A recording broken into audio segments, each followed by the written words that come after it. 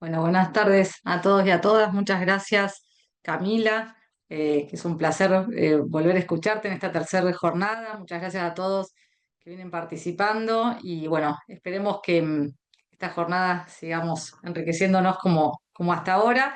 Refuerzo esto, por ahí se van a ir dando momentos de la charla, lo estuvimos conversando recién con Camila también. Si alguno tiene una duda, con la mano virtual por ahí podemos evacuarla en el momento y si no, también está el chat habilitado y vamos a estar atentos a acercarle la duda a Camila si es algo que se puede responder, si no al final vamos a tener también el espacio. Así que bueno, te escuchamos, Cami.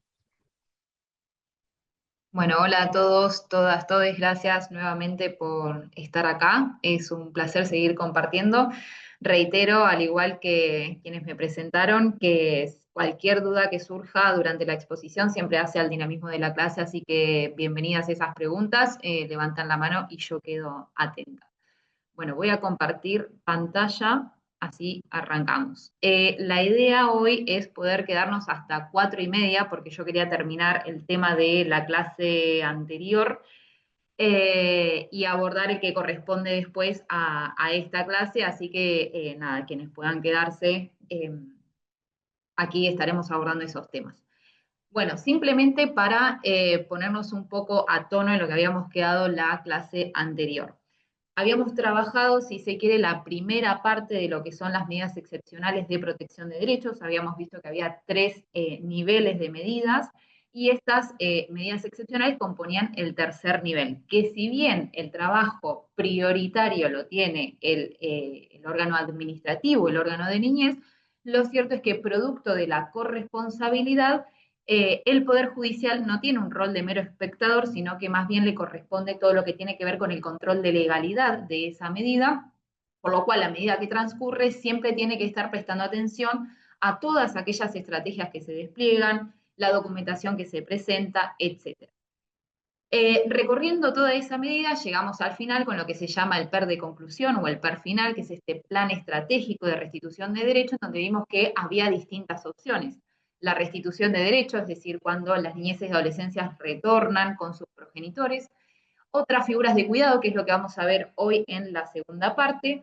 La declaración judicial de la situación de adoptabilidad y después aquellas situaciones un poco más complejas que son cuando no podemos ir a la familia de origen, pero tampoco podemos avanzar en una situación de adoptabilidad, pero sí o sí debemos definir la situación jurídica de ese niño, niña o adolescente involucrado. Por lo cual, acá tenemos que prestar muchísima atención a la participación de estas niñeces y adolescencias y ver cómo vamos a resolver esa situación jurídica. Recuerden que yo les dije que la declaración de la situación de adoptabilidad equivale a la privación de la responsabilidad parental, por lo cual si nosotros transitamos una medida excepcional de protección de derecho que nos demuestra que tenemos suficientes elementos para privar a esos progenitores de la responsabilidad parental, pues vamos a resolver esa situación jurídica de esa manera y para garantizar que las niñez y adolescencia, que en su mayoría, cuando no tienen familia ampliada o personas con un vínculo afectivo o significativo, no pueden ir por otras figuras de cuidado, se encuentran institucionalizadas. Entonces vamos a garantizar la permanencia en esos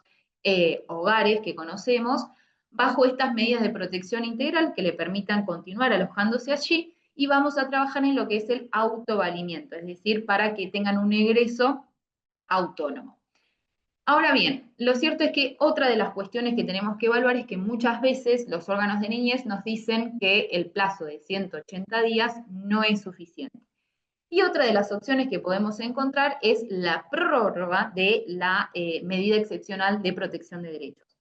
Lo cierto es que esta prórroga no está contemplada expresamente en la norma, pero bajo un principio de realidad sabemos que muchas veces estos 180 días en contextos familiares complejos devienen necesarias. Y lo cierto es que para nosotros poder declarar la legalidad de esa prórroga, necesitamos que este órgano administrativo nos diga, al igual que en el PER de inicio, cuáles son los motivos por los cuales pretende esta prórroga y cuáles son las estrategias que se va a desarrollar para, nuevo, desde la corresponsabilidad, evaluar la legalidad de esa prórroga. Ahora bien, algo con lo que quiero comenzar de ahora en adelante es con el tema de los tiempos. Nosotros dijimos que durante la medida excepcional de protección de derechos, el órgano administrativo tiene que trabajar con la familia desplegar un montón de estrategias que estén al alcance y que sirvan para ese grupo familiar, que nosotros, como les recordaba la clase anterior, tenemos que evaluar si esas estrategias sirven para ese grupo familiar y para la problemática que está atravesando, y si vemos que el tiempo no alcanza, poder prorrogarlo. Pero, como les digo, esta prórroga tiene que tener en cuenta el tema del tiempo. Así como vamos a agotar todas las posibilidades de permanencia, tengamos en cuenta que a medida que va pasando el tiempo, esto también va repercutiendo en las niñeces y adolescencias. ¿Y esto por qué se los traigo a colación? De nuevo, el principio de realidad nos dice que a medida que las niñeces y adolescencias van avanzando en edad, lo cierto es que si después terminamos en una situación de adoptabilidad, se complejiza poder ir por el camino de la adopción, porque lo cierto es que dentro del registro de adoptantes de la provincia de Buenos Aires, a mayor edad, menos es la voluntad adoptiva de los postulantes. Entonces después puede que por no adoptar medidas efectivas en tiempo oportuno, no podamos lograr el egreso de esas niñeces y adolescencias, ni en la familia de origen, ni en un proyecto familiar por adopción. Entonces tengamos mucho cuidado y siempre estemos atentos y atentas a que todo lo que se haga durante estas medidas con niñeces y adolescencias involucra tiempo. Y ese tiempo tiene un impacto especial en las niñeces y adolescencia. Ahora vamos a ver más adelante lo que dijo la Suprema Corte de la Provincia de Buenos Aires, que se ha expedido un montón de veces sobre estas cuestiones, diciendo que si ya trabajamos y si ya vimos que no hay resultados positivos, avancemos porque después el tiempo se nos viene en contra. Bueno, acá tenemos lo que es la situación de adoptabilidad. Dijimos que una de las opciones era la restitución de derechos y otra de las opciones era la situación de adoptabilidad. Figuras de cuidado la vamos a dejar para la segunda parte de la clase. Como les decía en la clase anterior, lo cierto es que el Código Civil y Comercial, dentro de lo que tiene que ver de la situación de adoptabilidad en adelante, modificó un montón todo lo que tiene que ver con el proceso de adopción. Acá ya pasamos a la segunda etapa de lo que tiene que ver estas medidas excepcionales de protección de derechos, que cuando no dan resultado pasamos a esta situación de adoptabilidad. Lo que hizo el código fue establecer un proceso mucho más claro y de nuevo, ¿para qué? Para lograr que todas las etapas se cumplan en un determinado tiempo y por eso fijó plazos perentorios. Recuerden también que en la primera clase vimos los motivos, los 3 incisos que permiten la declaración de la situación de adoptabilidad y cada uno de esos tiene plazos específicos y justamente con este objetivo. Respecto de la situación de adoptabilidad, es muy importante tener en cuenta que es un proceso judicial que se incorpora dentro del Código Civil y Comercial, y lo cierto es que es, si se quiere, como una etapa bisagra entre el trabajo con la familia de origen y ya pasar a trabajar en otro proyecto familiar que tiene que ver con el proyecto familiar adoptivo. Entonces, a través de la situación de adoptabilidad, yo voy a abandonar el trabajo con la familia de origen para pasar a trabajar con una familia a través de la adopción. Acá les traigo un fallo que es del año 2021 de Pergamino, y fíjense lo que dice sobre lo que tiene que ver con la situación de adoptabilidad. Dice que es un proceso judicial autónomo que constituye un puente entre el sistema de protección integral de derechos de niños, niñas y adolescentes y el Instituto de la Adopción. Esto que les decía, dejo a la familia de origen y paso a evaluar otro proyecto familiar. Se trata de una figura tendiente a poner fin a la incertidumbre que gira en torno a un niño, niña o adolescente en situación de vulnerabilidad, en virtud de la configuración de una situación de grave vulneración de derechos fundamentales en el ámbito familiar de origen, lo que imposibilita que pueda permanecer o regresar a su núcleo social primario. Decisión judicial que resuelve que en el interés superior del niño, éste debe ver satisfecho su derecho a vivir en familia mediante la figura de la adopción, lo que implica poner fin al trabajo con la familia de origen o ampliada, y a partir de allí la intervención se dirige a esta inserción en otro grupo familiar.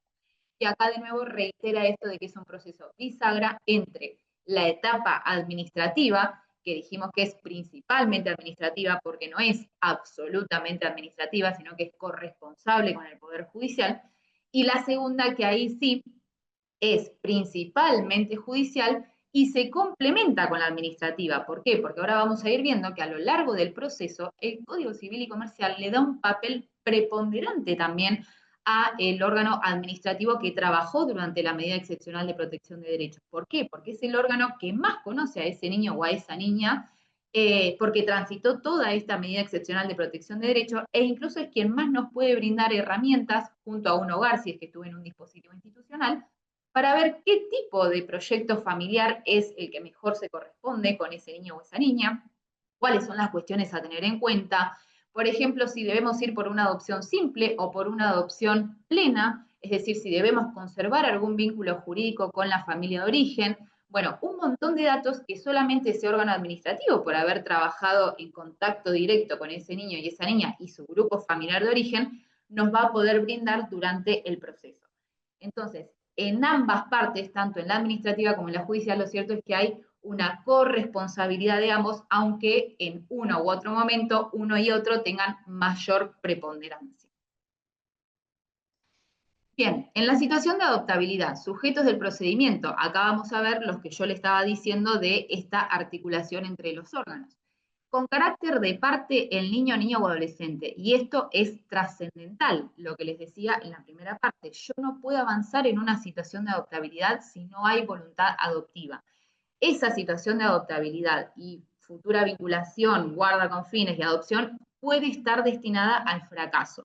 Entonces, muchas veces por acelerarnos en los tiempos, este tiempo nos viene en contra y es necesario trabajar en esta voluntad adoptiva. Sí, yo puedo resolver la situación jurídica y continuar trabajando en esa voluntad adoptiva. Entonces, puede que llegue al final de la medida excepcional de protección de derechos y al no poder avanzar en una situación de adoptabilidad resuelva la situación jurídica de que tampoco puede regresar a la familia de origen, pero dicta una medida de protección integral para seguir trabajando en la voluntad adoptiva de ese niño, niña o adolescente. Y cuando esté preparado o preparada, avanzar. Y si ese momento no llega, ahí sí ir al autovalimiento. Después, con carácter de parte, y otra de las cuestiones, niño, niña o adolescente, la defensa técnica. La defensa técnica es fundamental. ¿Por qué? Porque dentro de la declaración de situación de adoptabilidad, este es un tema que nos puede llevar otra clase entera, se presume que hay conflicto de intereses con sus representantes, es decir, con los progenitores biológicos. Entonces, acá es donde más preponderancia cobra la defensa técnica, ya sea de acuerdo a toda la normativa vigente, si corresponde a un tutor o tutora ad litem o un patrocinio letrado. Después, con carácter de parte, los progenitores, es trascendental que los progenitores y las progenitoras tomen conocimiento de esta situación. Ahora vamos a ver distintos fallos en donde se ha dicho que la no citación de los progenitores puede acarrear la nulidad, porque lo cierto es que hace a su derecho de defensa. Y fíjense en el inciso C que vuelve a traer al órgano administrativo que participó en la etapa extrajudicial, por todo esto que les estaba diciendo de todos los datos que nos puede aportar dentro del proceso. Y por supuesto, el Ministerio Público en su carácter de representante de las niñeces y adolescencias en virtud de su minoría de edad. Y fíjense lo que dice, que el juez también puede escuchar a los parientes y otros referentes afectivos. No les otorga la calidad de parte, ojo con esto, pero se dice que los puede escuchar. Y esto se deriva del artículo 607 que vimos en la primera clase, que dice que el juez o la jueza no puede avanzar en la situación de adoptabilidad si hay otros parientes o personas vinculadas a estos niños y a estas niñas que se ofrece a asumir su cuidado. Y lógicamente este cuidado es idóneo y va a garantizar el interés superior del niño o de la niña, porque por más que estén y quieran, pero eso no es beneficioso, ahí sí vamos a avanzar en la situación de adoptabilidad. Reglas del procedimiento, y acá sí, lo que les decía, la entrevista personal del juez con los progenitores es obligatoria. ¿Por qué? Porque nosotros venimos de una etapa administrativa en donde los progenitores, si bien tuvieron contacto con el servicio local, lo cierto es que muy pocas veces son convocados con anterioridad a esta situación al juzgado. Entonces, esta es la oportunidad para que ellos vengan a presentar sus defensas. Bueno, lógicamente va a tramitar ante el juez en el que tramitó la medida excepcional de protección de derechos y el juez debe resolver esta situación de adoptabilidad y luego le va a pedir al registro los legajos que se correspondan con la voluntad adoptiva de ese niño, niña o adolescente. Y acá, de nuevo, la equivalencia que equivale a la privación de la responsabilidad parental.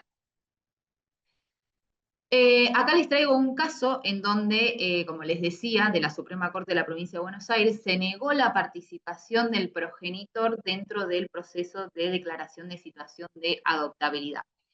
Dice, dado el recurso extraordinario de inaplicabilidad de ley que interpuso el progenitor contra la sentencia que declaró el estado de adoptabilidad de su hija, fundado en que se le negó la posibilidad de participar, ya que nunca se lo citó para presentarse en él hasta que fue notificado de la sentencia de segunda instancia, por lo que se deja sin efecto tanto el fallo confirmatorio de la alzada como la sentencia de instancia. Es decir, se enteró de la situación de adoptabilidad cuando la Cámara confirma la situación de adoptabilidad. Al resolverse y luego confirmarse la situación de adoptabilidad sin la necesaria intervención de los progenitores, se incumplió con la debida función tutelar del derecho constitucional y convencional de vivir, crecer y desarrollarse en familia. Pero fíjense qué pasó. En ese tiempo, la niña, recuerden que por la ley de adopción de la provincia de Buenos Aires, lo cierto es que los recursos contra lo que tiene que ver la declaración de la situación de adoptabilidad tiene efecto devolutivo, por lo cual una vez que se dicta la declaración de la situación de adoptabilidad, por más que los progenitores y las progenitoras impugnen esa sentencia, yo tengo que seguir avanzando en el proceso de adopción, es decir, voy a pedirle al registro que me mande los legajos, voy a iniciar la vinculación, etcétera, etcétera. Por lo cual acá es donde más diligente se tiene que ser el Poder Judicial en resolver estas situaciones, porque lo cierto es que yo a medida que avanzo, puede que después me encuentre con situaciones que están consolidadas en el tiempo, y si bien no correspondía que yo confirme esa situación, lo cierto es que al haberse consolidado después es más perjudicial volver para atrás que confirmar algo que en definitiva no tendría que haber sido. Fíjense lo que pasó acá. Se resuelve mantener la situación actual de la niña considerándose la exitosa vinculación de esta con el matrimonio al cual se le otorgó la guarda productiva, es decir, ella ya se encontraba en guarda con fines de adopción. Hace más de 2 años la niña se encuentra conviviendo con ellos felizmente y adaptada, situación que sería altamente perjudicial para ella de verse alterada en la actualidad.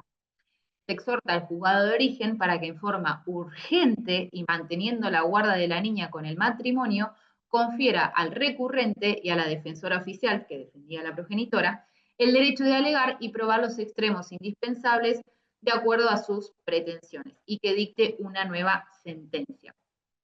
Lógicamente, en estos casos lo que suele pasar es que en caso de evaluarse, digamos, que este progenitor y que esta progenitora resultan ser vínculos, si se quiere, en cierto punto saludable de mantener, se fija lo que tiene que ver con una comunicación o una revinculación, si es que hace mucho tiempo no se veían, pero lo cierto es que, como la Corte lo dice acá, si yo tengo que mantener la guarda con fines de adopción, no voy a volver para atrás en la adopción misma, sino que voy a encontrar algún otro canal para involucrar a estos progenitores en la vida de la niña.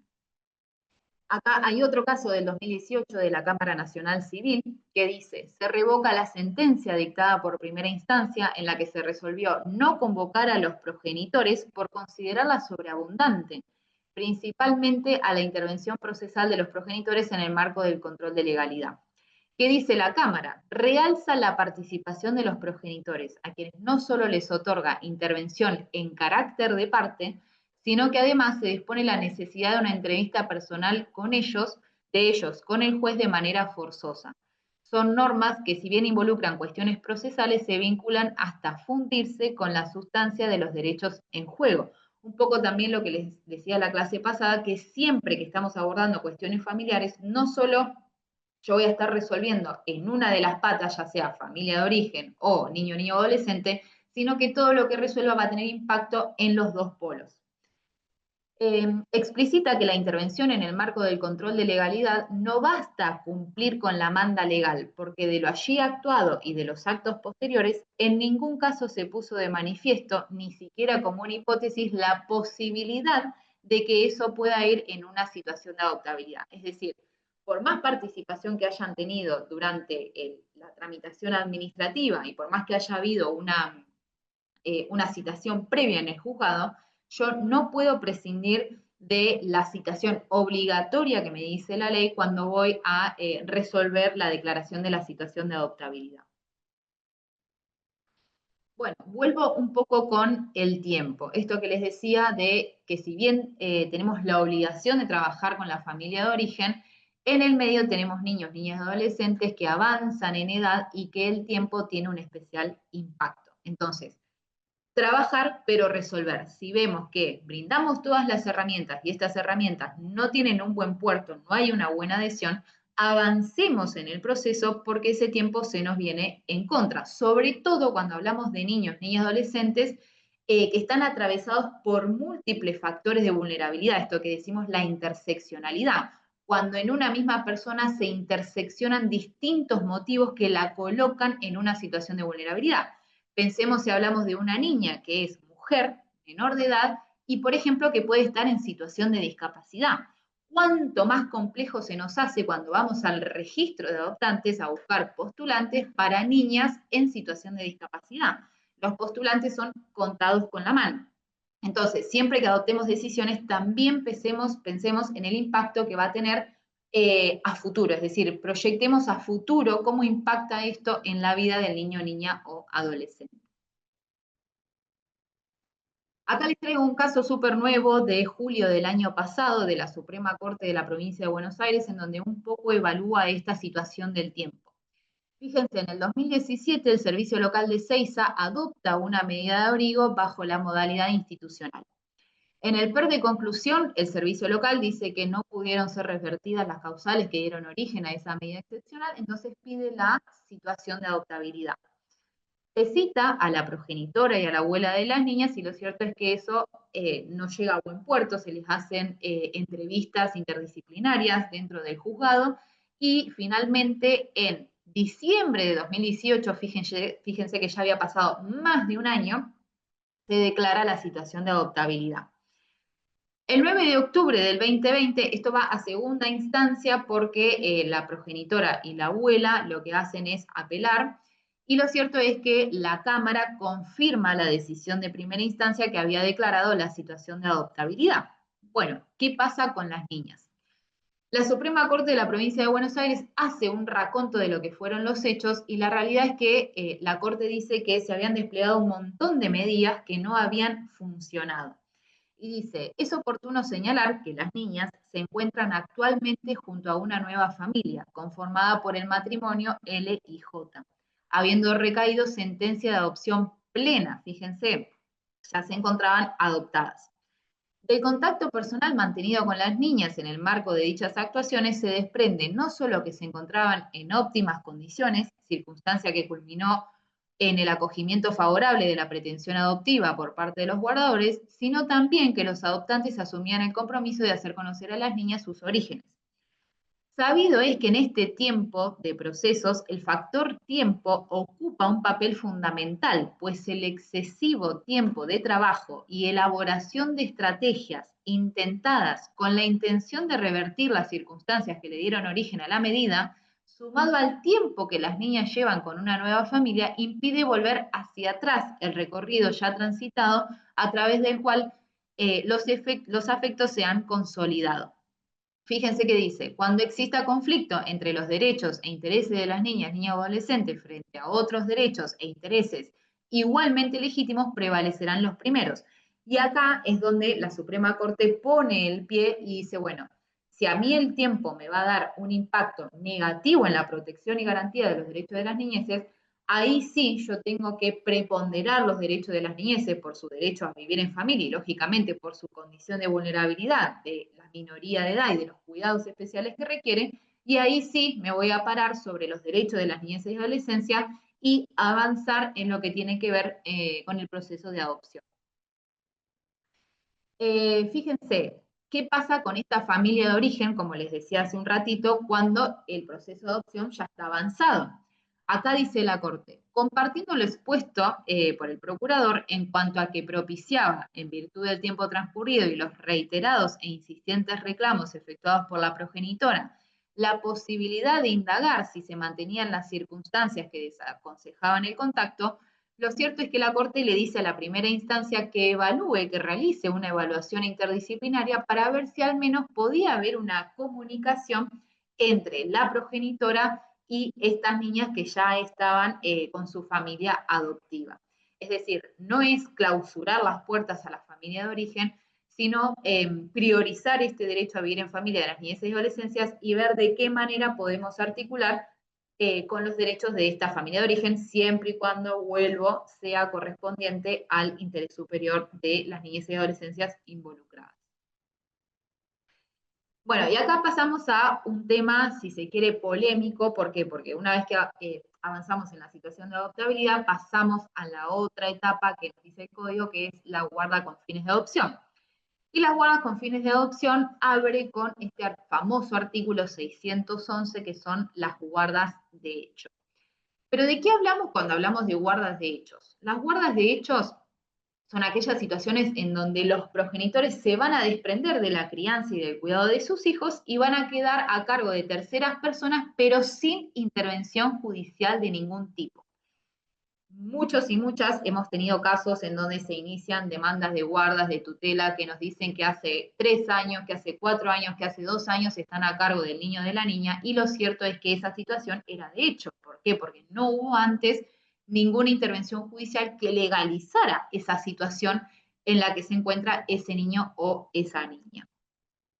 Ahora bien, ¿todas las guardas de hecho responden a la misma situación? Si ustedes un poco van a lo que es el artículo 611, vieron que dicen que están prohibidas las guardas de hecho. Bueno, empecemos a analizar de dónde vienen esas guardas de hecho, cuáles son los motivos, cuáles son los contextos, cuáles son las personas involucradas.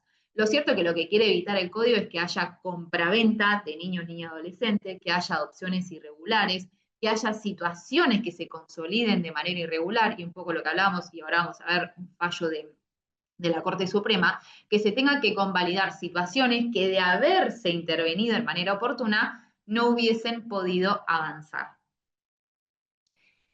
Ahora bien, si decimos que no todas las situaciones son iguales, nos podemos encontrar con dos grandes campos de situaciones.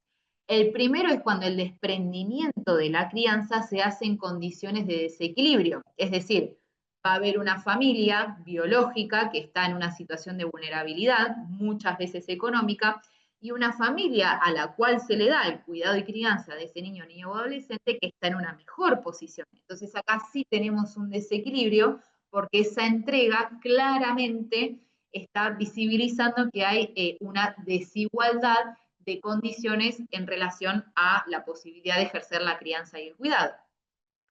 Pero después tenemos la otra situación, que estas son las situaciones que hay que empezar como a indagar y a, si se quiere, empezar como a respetar en cierto punto, que es cuando los progenitores y las progenitoras eligen a esas personas por un vínculo, ya sea de parentesco o afectivo, que sea previo, que sea un vínculo claramente genuino y comprobable, en donde los progenitores se desprenden de esa crianza y de ese cuidado por distintos motivos, pero lo dejan a cargo de personas que ellos y ellas mismas eligen porque consideran que son personas que los van a cuidar y criar de manera responsable.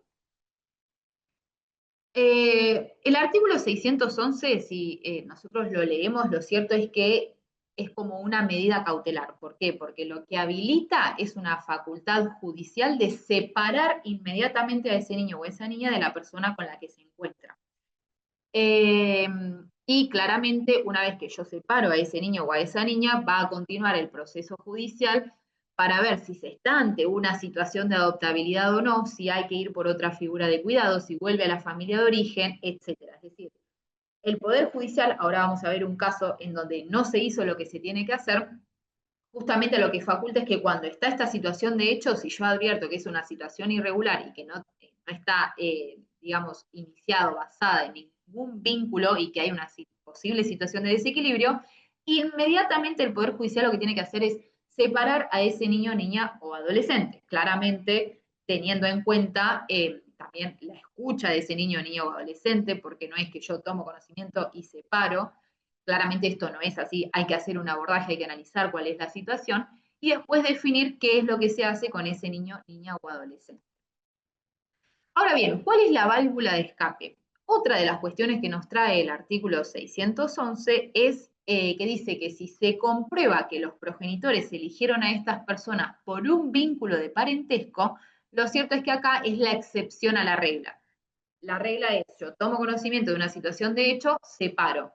Excepto, dice el código, que se base en un vínculo de parentesco. Entonces, el parentesco entre la familia de origen y la pretensa adoptiva es como esa vía de excepción para convalidar esta situación de hecho.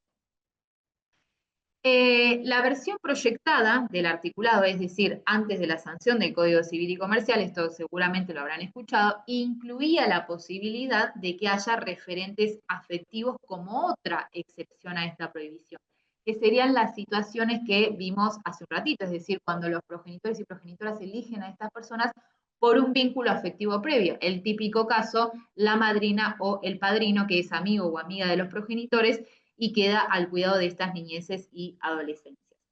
¿Qué pasa? Al sancionarse el código se quitó esta regulación y lo cierto es que ha generado verdaderas situaciones complejas en donde el Poder Judicial ha tenido que resolver y que ahora vamos a ir viendo. Digamos, el cuestionamiento de este artículo 611 fue tal que en las Jornadas Nacionales de Derecho Civil del año 2022, dentro de las conclusiones a la propuesta legislativa de reformar este artículo 611, tuvo más votos a favor que en contra. La propuesta en esas jornadas nacionales era que se proponía modificar el artículo 611 incorporando como excepción al vínculo afectivo legítimo y previo entre los progenitores y los pretensos guardadores del niño o la niña. Y tuvo 19 votos a favor, 16 en contra, es decir, todavía existen personas que sostienen esta prohibición absoluta, y 4 abstenciones. Un poco también para sumarles datos, bajo la dirección de Marisa Herrera hicimos un proyecto de investigación en la UBA que justamente tuvo, digamos, el objeto de la investigación era analizar el artículo 611 tomando la experiencia de el Ministerio Público, del Poder Judicial y de los servicios locales, y a nivel federal, es decir, hicimos encuesta en todas las provincias de la Argentina para ver qué les parecía este artículo 611 en relación a excluir a los vínculos afectivos, y también no solo hicimos ese estudio de campo, sino también jurisprudencial. ¿Y qué nos arrojó de resultados? Bueno, que la mayoría estaba a favor de que se incorporen estos vínculos afectivos, y cuando vamos a analizar la jurisprudencia, lo cierto es que vemos un montón de casos en donde se tuvo que declarar la inaplicabilidad o la inconstitucionalidad de este artículo para poder sostener el cuidado de personas que están vinculadas a los niños y adolescentes por estos vínculos afectivos que el artículo 611 excluye. Entonces, respecto de un artículo, si vemos que cuando tantas declaraciones de inconstitucionalidad o de inaplicabilidad tiene, es porque claramente no está abordando algo que está ocurriendo en la realidad. Ahora vamos a ver algunos casos. Bueno, el primero de ellos es de San Martín. Acá está. Es del Juzgado de Familia número 1 de San Martín del año 2015. Y este es un caso en donde se rechaza la guarda con fines de adopción por las condiciones en las que se dio esta guarda. Fíjense, se rechaza y se dispuso la intervención inmediata, que es un poco esto lo que les digo, ¿no? Esta facultad de actuar inmediatamente. Se da intervención al servicio local y se argumentó que ha quedado cabalmente demostrado que ningún vínculo, ni afectivo ni de parentesco, une a los pretensos guardadores con los padres de la niña. Es más, las versiones dadas por los peticionantes en la demanda y por los progenitores son marcadamente diferentes. El consentimiento prestado por los progenitores de la niña no puede ser considerado como una decisión libre e informada, atento a que dicho acto no se celebró, como se dijo, ante ninguna autoridad competente, y además resulta notorio que existió entre las partes desigualdad de recursos intelectuales y sociales, al punto que los padres de la niña no saben leer ni escribir y tienen muchas dificultades para expresarse en idioma castellano. Asimismo, surge de la audiencia con el suscripto que la señora R desconoce el sentido del término adopción, es decir, la progenitora no sabía lo que era dar a su hija en adopción, que lo confunde y lo entiende con otros alcances. A estas irregularidades se suma lo declarado por la madre de la niña en su comparecencia a este juzgado, en cuanto a que los pretensos guardadores le mandan plata por encomienda que ellos se ofrecieron a mandarle 200 o 300 pesos o ropa, y que es su deseo recuperar a su hija, que la quiere llevar con ella ahora que se siente mejor de salud. Fíjense, este es el típico caso de una situación de desequilibrio y de desigualdad en donde esta entrega directa claramente es la que habilita de manera inmediata a hacer uso de esta facultad judicial y separar a la niño o adolescente que esté involucrado. Ahora vamos a otro de los casos que también es un rechazo, y la entrega directa se entrega a una niña por parte de la progenitora mediante escritura pública. La progenitora no tenía asistencia letrada y estaba en situación de pobreza. Las limitaciones que puedan sufrir las mujeres que crían solas a sus hijos o aquellas que viven en situaciones de pobreza, violencia y exclusión no pueden dar lugar, sin más, a la posibilidad de que sus hijos sean declarados en situación de adoptabilidad. Fíjense lo que dice respecto del artículo 611, que era lo que le decía al principio. ¿Cuál era el objetivo principal de este artículo? La prohibición del 611 permite garantizar el debido proceso en el caso bajo examen. Dice, es categórico al prohibir la entrega directa en guarda de niños, ya sea por escritura pública o por acto administrativo, y más categórico aún al establecer los efectos de dichas entregas. Innegable resulta que el Código Civil y Comercial veda cualquier efecto jurídico o ponderación judicial que pueda alentar la desubjetivización del niño tratado como objeto de entrega, que se entrega y se recibe. Se legisló en tal sentido para evitar el circuito extrajudicial de los pretensos adoptantes, merced al cual contactaban a mujeres con dificultades de diversa índole que se desprendían sin ningún tipo de asesoramiento ni contención de la crianza de sus hijos. Este es el verdadero motivo por el cual se crea el artículo 611, para evitar la compra-venta de niñeces y adolescencias y para evitar estas situaciones irregulares que, como bien sabemos, generalmente involucra a familias que están en situación de desigualdad y desequilibrio. Ahora bien, hay dos casos que sí, que vienen de la Corte Suprema de Justicia de la Nación, pero son dos casos que en realidad no es que se hizo lugar porque las condiciones fueron legítimas, sino que se hizo lugar por el paso del tiempo, por no haber hecho uso de la facultad judicial que determina este artículo 611 en relación a separar inmediatamente a la niña, niño o adolescente que esté involucrado. Fíjense lo que pasó en estos dos casos de la Corte Suprema. Un matrimonio en el año 2012 ante el Tribunal de Familia de Lomas de Zamora, solicita la guarda con fines de adopción de una niña que nació ese mismo año en Misiones. Ya la procedencia de la niña del norte de la provincia nos tiene que encender las alarmas. Y esto no es por una cuestión de discriminación, sino porque está evaluado, e incluso nosotros también lo tenemos en nuestro proyecto de investigación, esas cuestiones ocurren más en el norte. Entonces, cuando ya tenemos un caso que involucra una situación de hecho con una niña que nació en el norte, nos tienen que encender las alarmas. Manifestaron que la niña les fue entregada por su progenitora en virtud de la imposibilidad de hacerse cargo de la crianza por su precaria situación económica. Conforme surge de los hechos, la progenitora biológica conocía a este matrimonio porque trabajaba como empleada en la casa familiar de uno de ellos. Un mes después de la presentación de la demanda, el tribunal resuelve que la competencia le correspondía al juzgado de Posadas, que era donde había nacido la niña, y alertó sobre las consecuencias del transcurso del tiempo. Llega a Misiones y la demanda fue rechazada. En el 2014, fíjense, del 2012 al 2014, la Cámara de Apelaciones confirma lo decidido por el juzgado de primera instancia. ¿Por qué? ¿Qué dijo acá la Cámara? Que si bien el transcurso del tiempo es un factor relevante, no se puede convalidar una situación irregular, pero acá habían pasado más o menos 2 años. interponen el recurso extraordinario de inaplicabilidad de ley estos guardadores, porque claramente ellos no estaban de acuerdo en que esta niña sea separada de su hogar.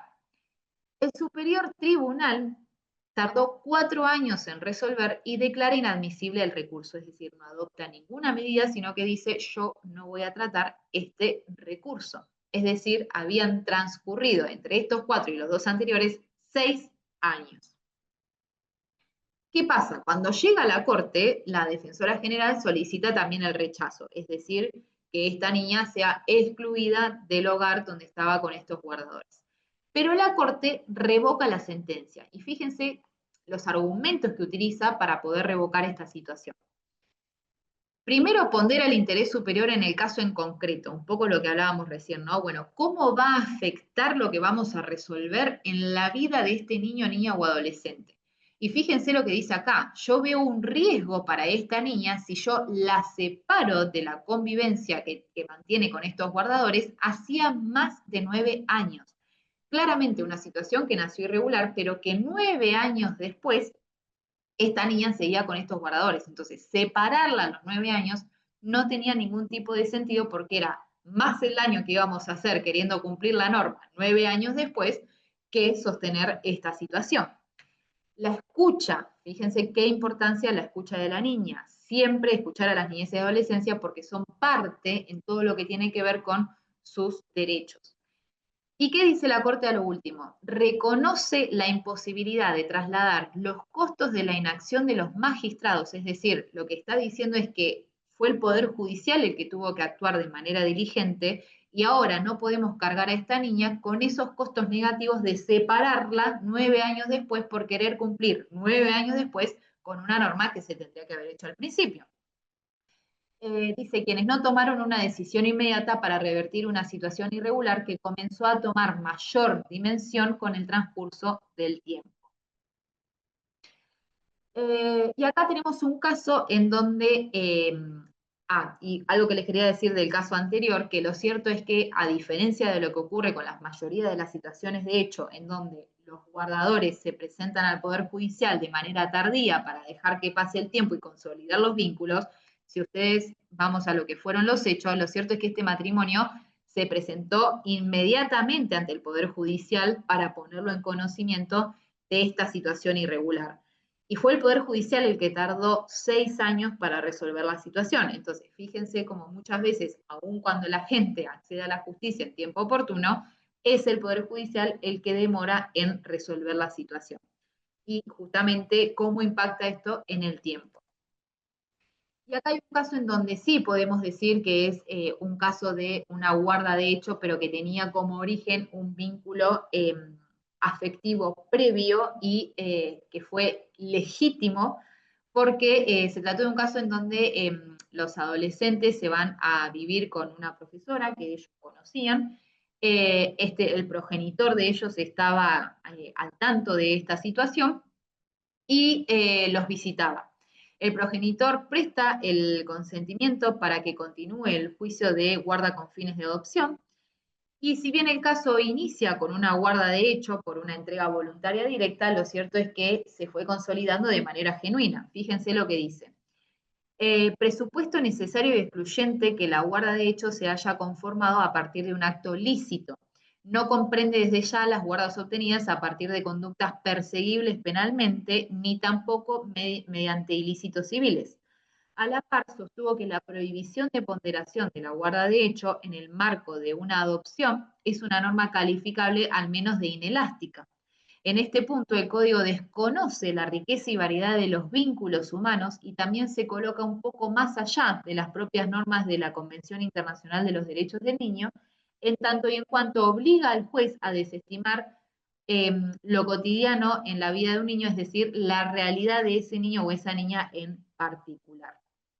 Un poco acá lo que hace el tribunal para resolver es criticar lo rígida que es esta norma por no incluir estos vínculos afectivos dentro de las guardas de hecho. Bueno, hasta acá, ¿alguna pregunta?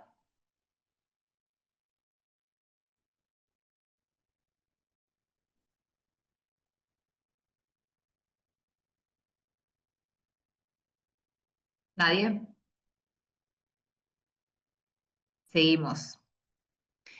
Bueno, un poco para marcar lo que es este proceso y para ver las distintas etapas que involucra, tenemos la situación de adoptabilidad, que es lo que estuvimos viendo hoy, y fíjense que al igual que en la etapa de intervención administrativa con la 13298, también tenemos una ley en la provincia de Buenos Aires que es súper importante, que es la 14528, que hace al proceso de adopción. Esto que les decía de los recursos con efecto devolutivo, lo regula la ley 14.528 en el artículo 27.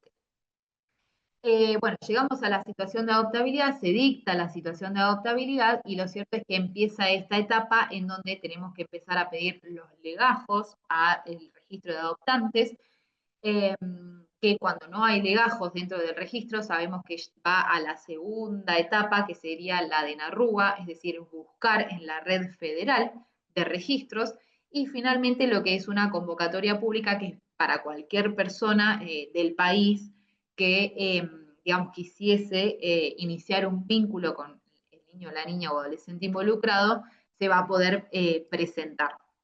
Después tenemos la etapa de la vinculación, en donde comienza, si se quieren, estos primeros encuentros, en donde se va a empezar a consolidar el vínculo entre las niñeces y adolescencias y aquellos postulantes que hayan sido seleccionados, la guarda con fines de adopción y finalmente la adopción.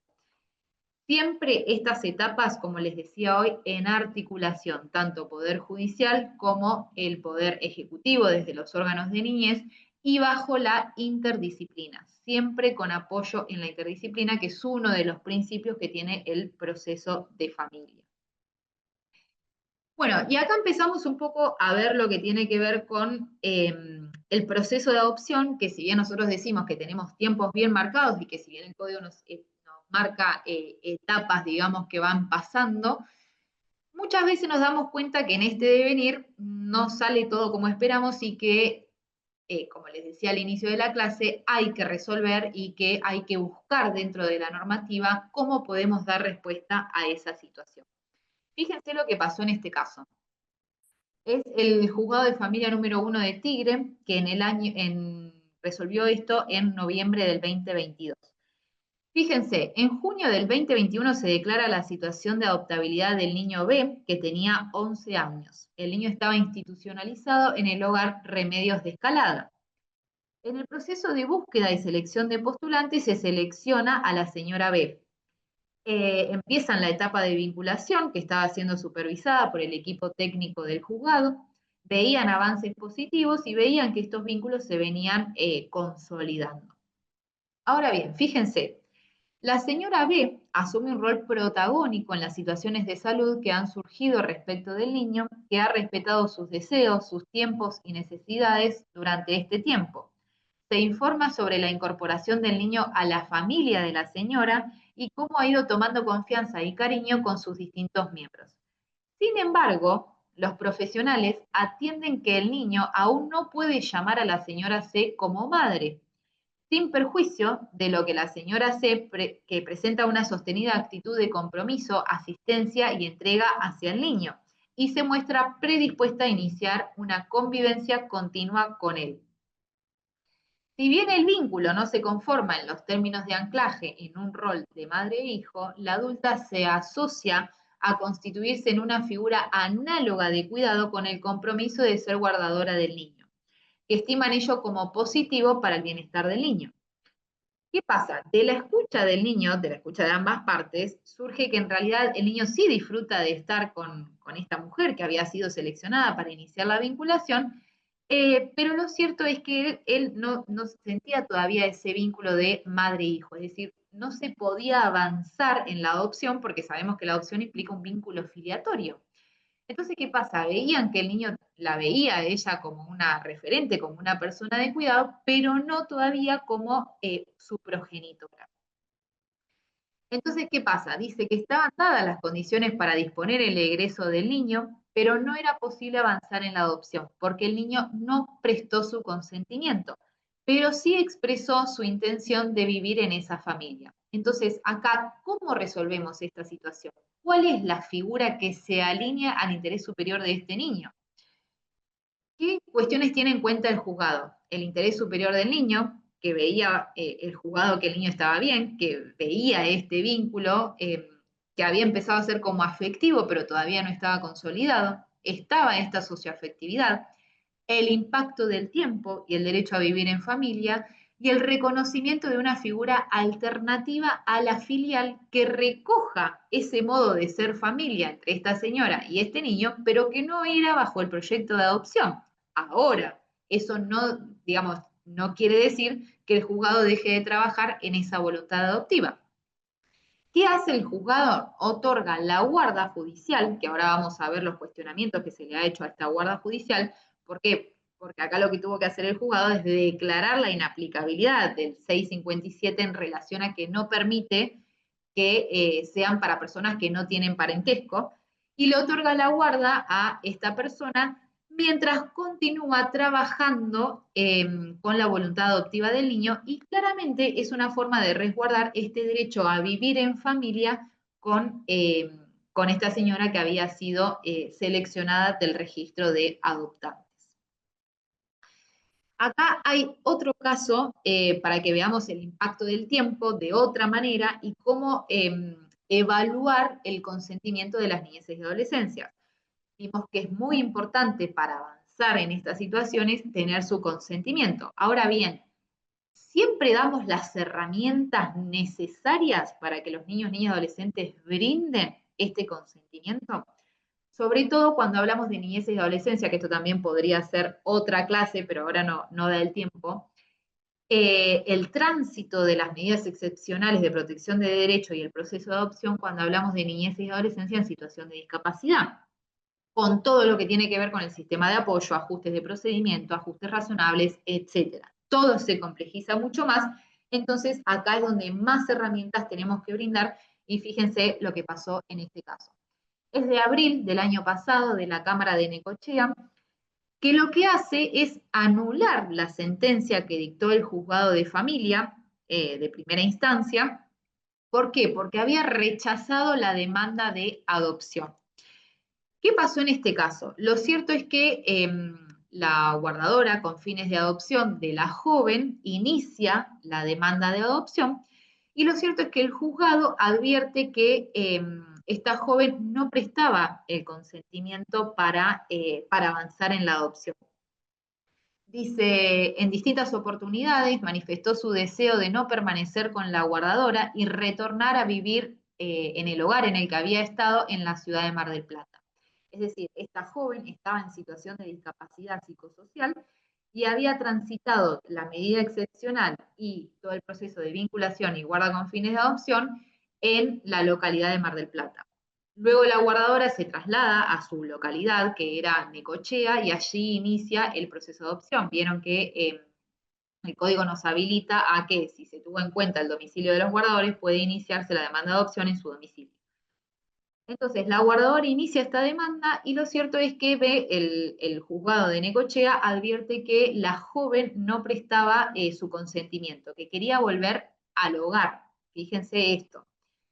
Entonces la guardadora lo que hace es apelar, y lo que ella dice es que en realidad no se contempló la situación de discapacidad en la que está esta joven, teniéndola en cuenta al momento de valorar esta opinión que estaba dando de no querer ser adoptada y de volver al hogar, con la repercusión que eso iba a tener en un adolescente de 16 años y en situación de discapacidad psicosocial. Es decir, si la volvíamos al hogar a esta adolescente, fíjense qué perjudicial podría haber sido ello, porque en breve adquiría la mayoría de edad, y claramente de evaluar a otras personas del registro de adoptantes iban a ser muy pocas las probabilidades, teniendo 16 años en situación de adoptabilidad, que haya postulantes, digamos, acordes a ese perfil. Entonces, ¿qué dice la Cámara? La Cámara dice, lo primero es que analiza, digamos, este consentimiento prestado por esta joven y cómo se garantizó su acceso a la justicia. Lo primero que advierte es que no se consideró la historia de vida de la joven. ¿Por qué? Porque se resolvió su presente y su futuro sin los antecedentes del caso. Es decir, el juzgado de primera instancia de Necochea resolvió rechazar la demanda de adopción sin haberle pedido los antecedentes de las medidas excepcionales y de guarda con fines de adopción al juzgado de Mar del Plata, donde había transitado la mayor parte del proceso de adopción de esta joven con esta guardadora. Entonces, ¿cómo yo iba a resolver algo habiendo tomado conocimiento de una demanda, una escucha y a lo sumo una audiencia con la guardadora? Claramente se estaban perdiendo de todos los antecedentes trabajados en la localidad de Mar del Plata.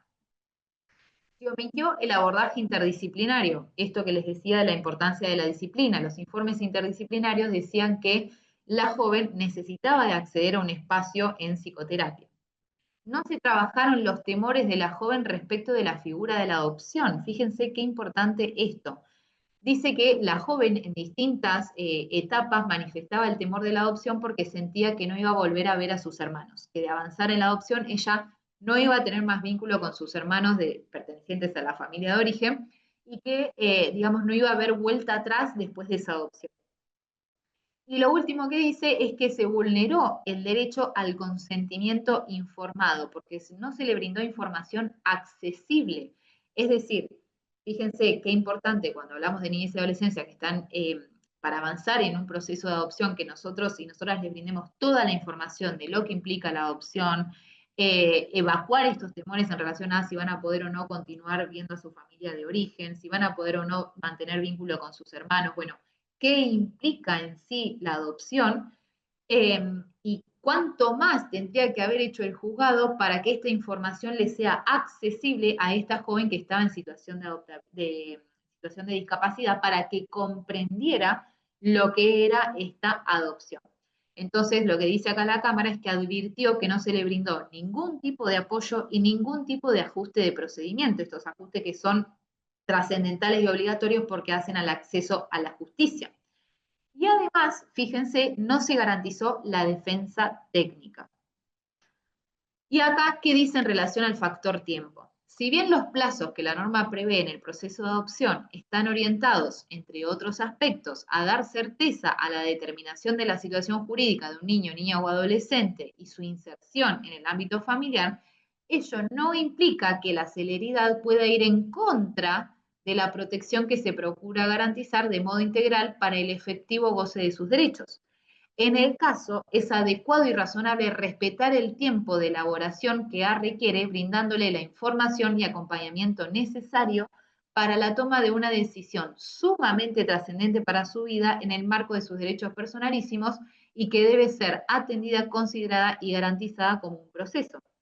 Entonces, ¿qué hace la Cámara? Anula la sentencia, es decir, no declara, o sea, no hace lugar a la demanda de adopción, pero tampoco lo que hace es anular ese rechazo a la demanda. Entonces dice, vuelvan a la instancia para trabajar con este grupo familiar y continuar trabajando la voluntad adoptiva de esta joven. Entonces, no dice no a la adopción, pero tampoco le hace lugar, sino que dice, continuemos trabajando porque claramente no le brindamos a esta joven todos los apoyos y los ajustes necesarios para que se pueda avanzar, lógicamente garantizando su acceso a la justicia de manera adecuada.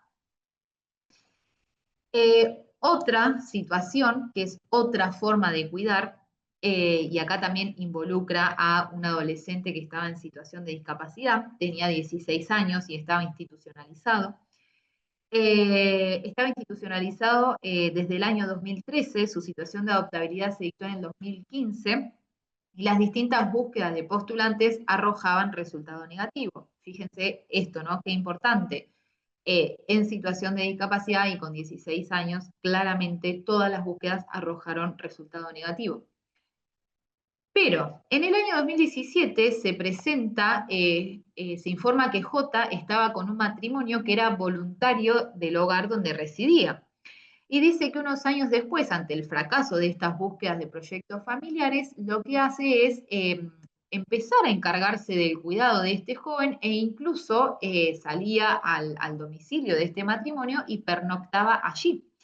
Entonces, el juzgado lo que hace es iniciar la determinación de la capacidad de este joven y este matrimonio se presenta dentro del proceso de determinación y se ofrece como apoyo. Y le otorga la guarda sin necesidad de avanzar en un vínculo adoptivo, es decir, para fijar la filiación entre este matrimonio y el joven, sino que más bien garantiza este derecho a vivir en familia a través de otra figura de cuidado y siendo también apoyos de este joven. Rápidamente, un caso de adopción plena que dio lugar a lo que conocemos la triple filiación, es decir, la adopción es uno de los institutos que puede dar lugar a la triple filiación. Este caso fue muy conocido y es de septiembre del 2023.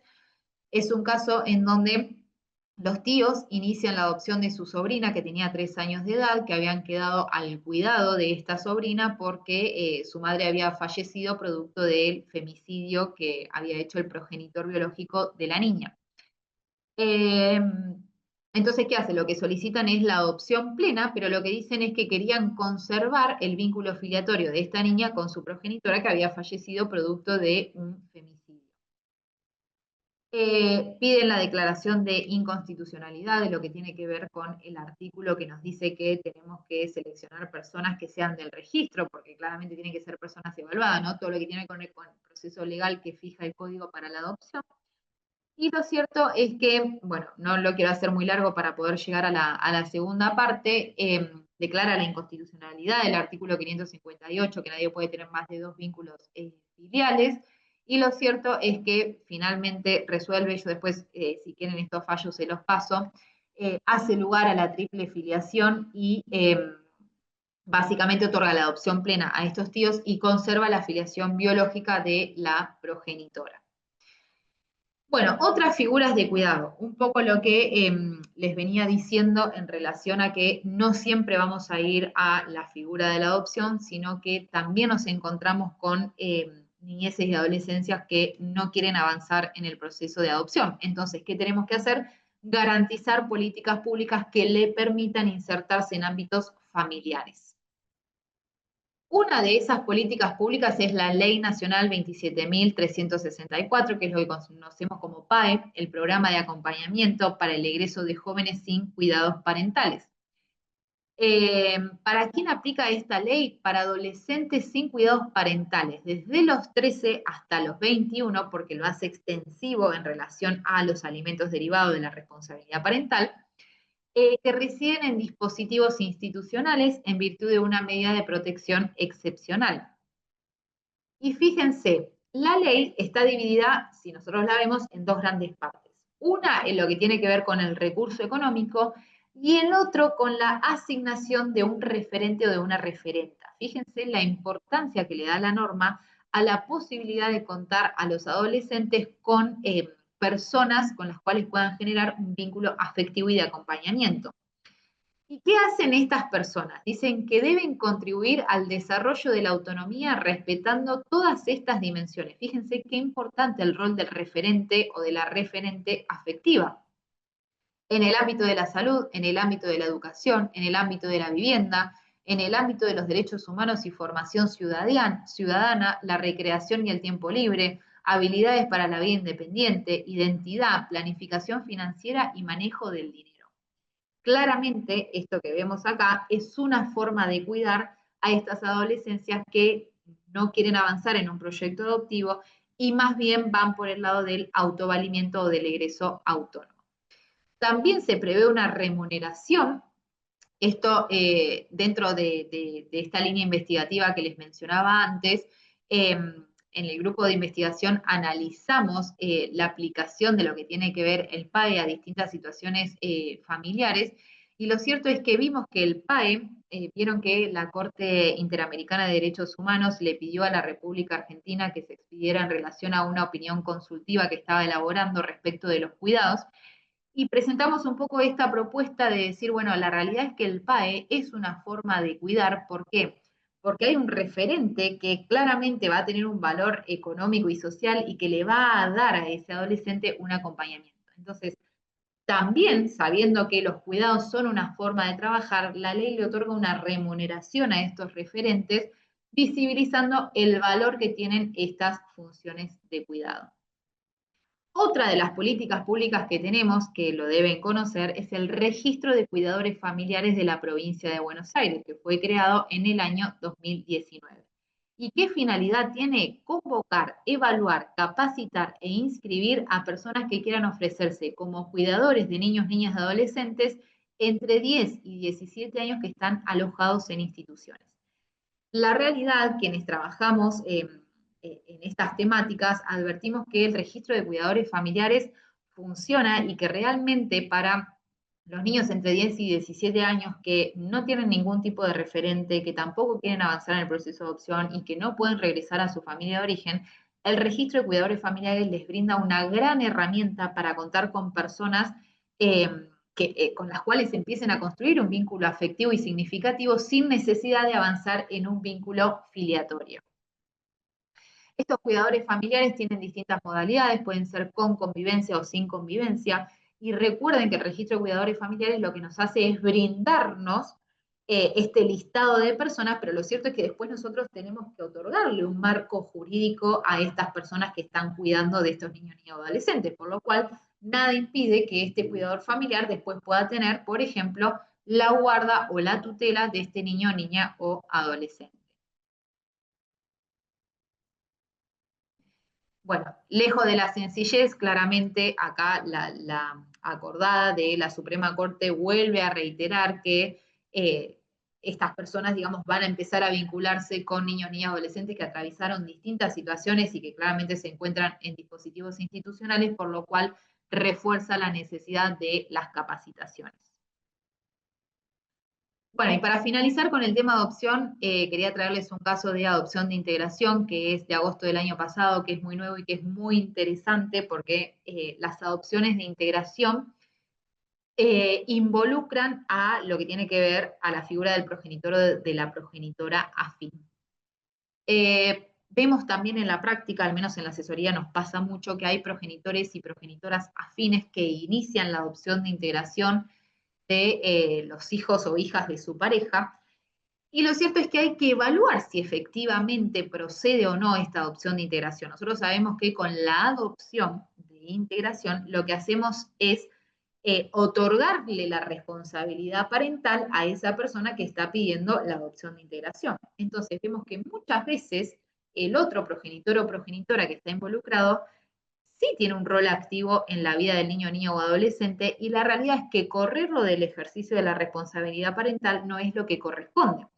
Entonces, tenemos que ver bien en el caso concreto si con los derechos y deberes que el Código Civil y Comercial ya les otorga a los progenitores y progenitoras afines, no alcanza y efectivamente tenemos que ir por la vía de la adopción de integración, pero no siempre se ajusta al caso en concreto.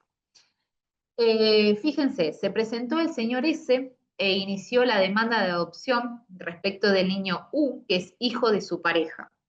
Manifiesta que comenzó hace 4 años una relación con esta mujer y que en aquel momento ella estaba embarazada. Expresó que para él U era su hijo y que para el niño él era su papá. Relató que fue una decisión sentida y tomada con el deseo de formar una familia junto a sus otras 2 hijas, fruto de una relación anterior. Señaló que su pareja se encontraba nuevamente embarazada y la intención de ambos de que el niño pueda llevar el apellido de este progenitor afín. Indicó que U no fue reconocido por su progenitor biológico y que sus hijas estaban al tanto de la situación y habían manifestado su conformidad. Recuerden que siempre que hay hijos o hijas previo a una situación de adopción, también tenemos que convocarlos y convocarlas a escucha para ver si prestan conformidad para esa situación. Dijo que U no conocía su realidad biológica y que no estaban seguros de cuál era el mejor momento de habilitarle esa verdad. Fíjense, para el niño, este señor era su papá, pero porque él no conocía su realidad biológica. Por ello, dice que lo harían más adelante cuando el niño estuviese preparado. La jueza citó al grupo familiar al equipo técnico. ¿Y qué dijo el equipo técnico? Fíjense la importancia de la interdisciplina. Dice que U, el principal protagonista del caso, se destacó el desconocimiento absoluto de su origen biológico. Al respecto, el equipo destacó las resistencias por parte de los adultos para hacer saber al niño su origen, lo que le impedía dimensionar las consecuencias y efectos de la solicitud de la demanda. En consecuencia, se sugirió que hasta tanto U no accediera a esa información, no se otorgue la adopción pretendida. La defensora de menores expresó que sin desconocer el lugar que ocupaba este señor en la vida del pequeño, para hacer lugar a la pretensión, este debía comprender y conocer cuál era la situación en la que se encontraba. Y no pudo acreditarse que él contara con esa información. Señaló que ante el desconocimiento del niño no podía pronunciarse de manera individual e independiente en relación al objeto del proceso, desconociendo por completo su opinión.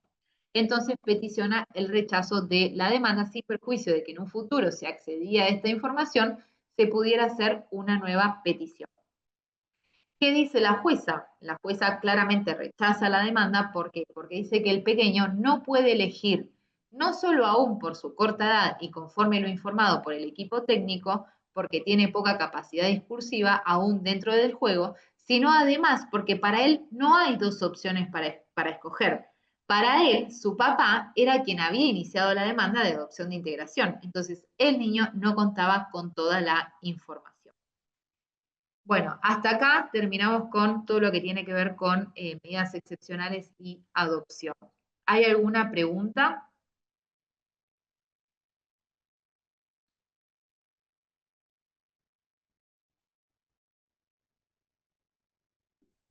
Sí, Manuel. Ahí, Manuel. Sí, buenas tardes.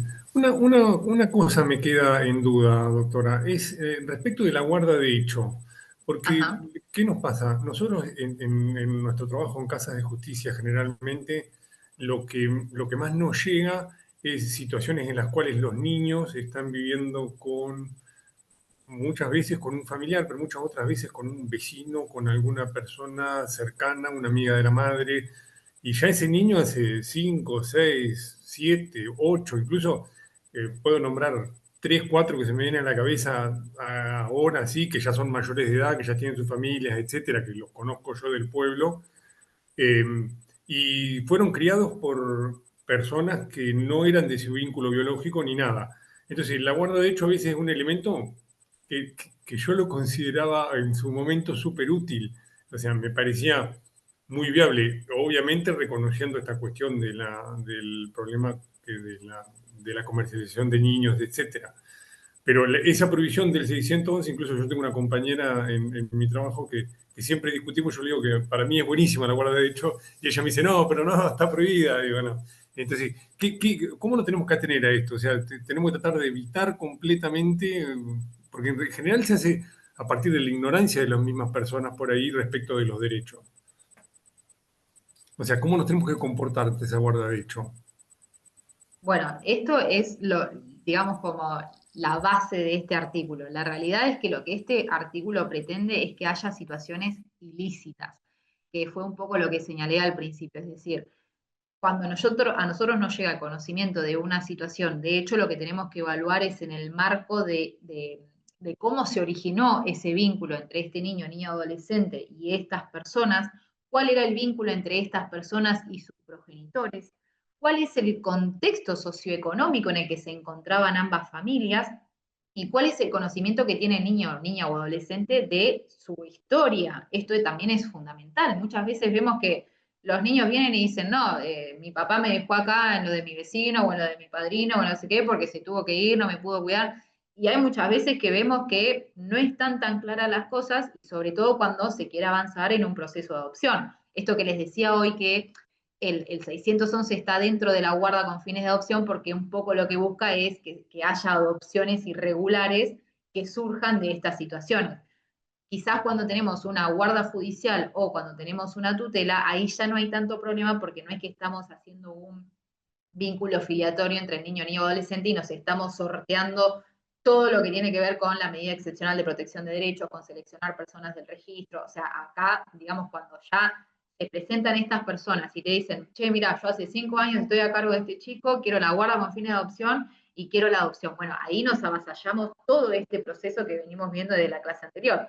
Ahora, cuando quieren venir a regularizar la situación con otras figuras de cuidado, lo cierto es que acá la situación es un poco más, menos gravosa, porque no es que se quiere correr de la afiliación a los progenitores, sino regularizar esta situación que se viene dando en la práctica. Por eso yo estoy de acuerdo con vos, Manuel, de que El 611 claramente está porque estas situaciones siguen existiendo, estas situaciones de desequilibrio, sobre todo con este caso que yo les decía de las niñeces y adolescencias del norte, que muchas veces sus familias están en situaciones de desequilibrio y de desigualdad. Ahí sí prestar mucha atención eh, y ver de dónde surge este vínculo. Pero la realidad es que muchas veces vemos que estos vínculos son genuinos y que están basados en vínculos socioafectivos o en situaciones que tienen que ver con, por ahí, el típico caso que se da siempre de algún progenitor o progenitora que tiene una enfermedad de la cual, digamos, es irreversible y que este niño o niña va a quedar, digamos, con el padrino o la madrina. Bueno, todas esas situaciones, evaluar bien cuál es el origen y cuáles son los contextos de los progenitores, y siempre, esto es clave, traer a los progenitores al proceso.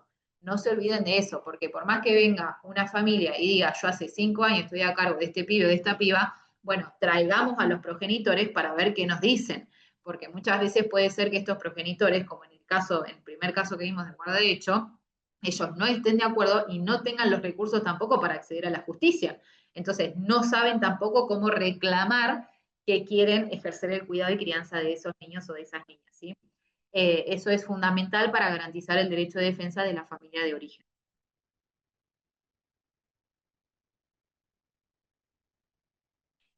Celi,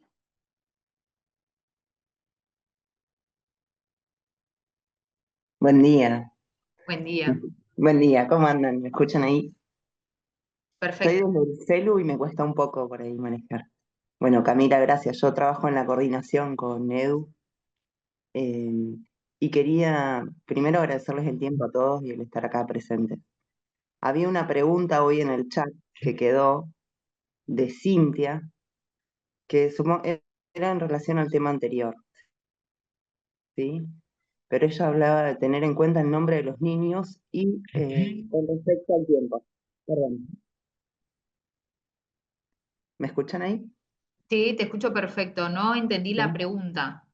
No sé, me gustaría si está Cintia ahí presente, Ah, si ella quería ampliar un poco a lo que se refería, y después sí me gustaría hacer una consulta que nos hicieron llegar a la coordinación, que tenía que ver con el tema de la escucha, precisamente de las infancias, ¿sí?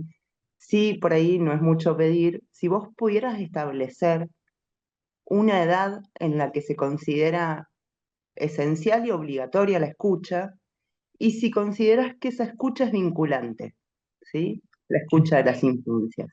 No sé si se entiende, si no la vuelvo a Sí, formular.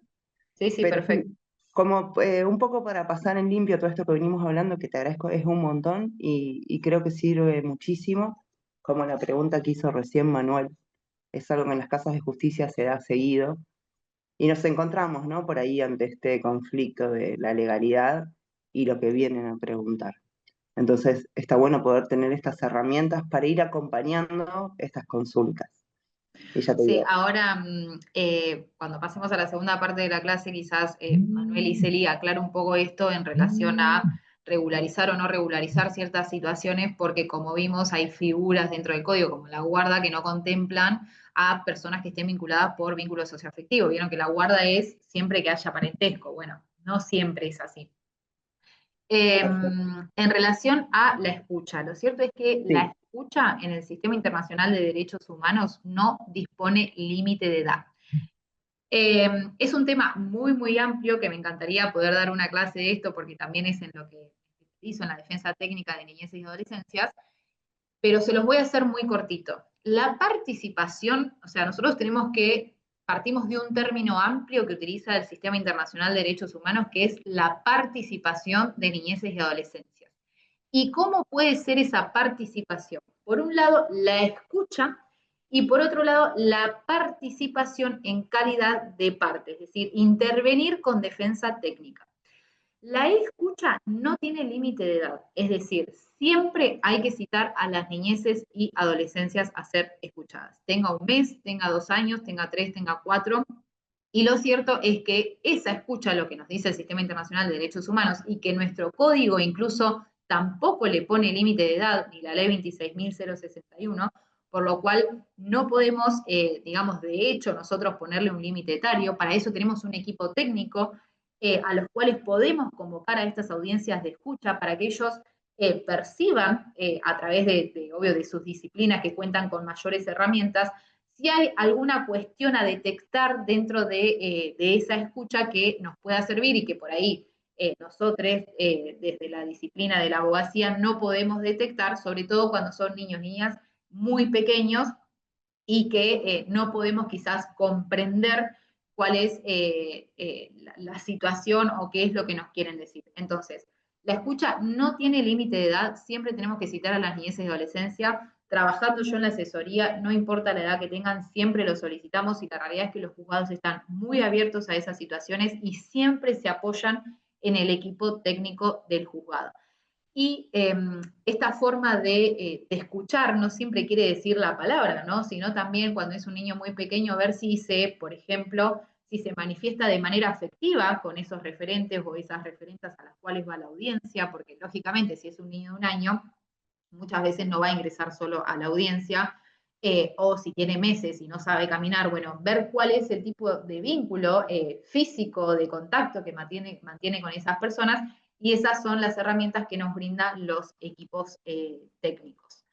No sé si respondí la pregunta. Y la otra si es vinculante. Bueno, yo te voy a decir desde el lado de la asesoría, puede ser, como vimos en el caso de esta joven, que, digamos, esta escucha nos brinde, yo no diría, no lo llevaría tanto a lo vinculante o no vinculante, sino evaluar las condiciones en las que se está prestando esa escucha. Es decir, en el caso, si hubiese sido vinculante, en el del adolescente que dijo no a la adopción, lo cierto es que teníamos un adolescente de 16 años en situación de discapacidad psicosocial que se iba a volver a un hogar y que posiblemente iba a cumplir los 18 años y no iba a egresar con ningún otro proyecto familiar. Entonces, cuando escuchemos a las niñeces y adolescencias, también es importante verificar en qué condiciones se está prestando eso que está diciendo. Si nosotros y nosotras advertimos que lo que se está diciendo puede estar influenciado de alguna manera, puede deberse a que no tienen los ajustes de procedimiento, los apoyos necesarios, bueno, brindemos todo lo necesario para finalmente lograr una escucha genuina y que se corresponda con los deseos y los intereses de estas niñeces y adolescencias.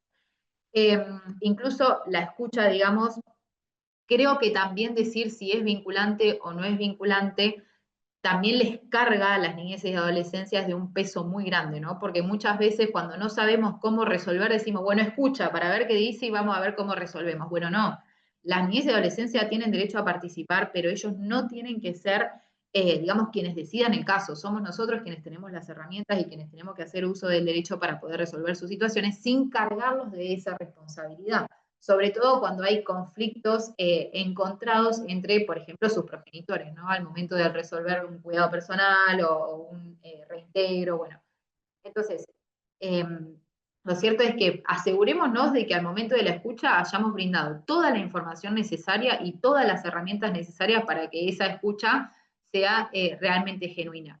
Y lógicamente, si nos aseguramos y vemos que esa posición que está brindando ese niño ni adolescente es realmente segura y firme en lo que está diciendo, pues ahí sí vamos a tener que proteger, digamos, su deseo, su interés, y vamos a resolver, lógicamente, preponderando. Y en caso de que no, cuando veamos que vamos a resolver contrario a lo que está diciendo ese niño o niño adolescente, bueno, ahí más que nunca lo que tiene que ver con brindar argumentos y decir uno por uno los motivos por los cuales yo me aparto de esa escucha. Ahí es donde yo más tengo que preparar, digamos, la calidad argumentativa para decir por qué no hago lugar a lo que ese niño, niña o adolescente brindó en la oportunidad de la escucha. No sé si fui clara.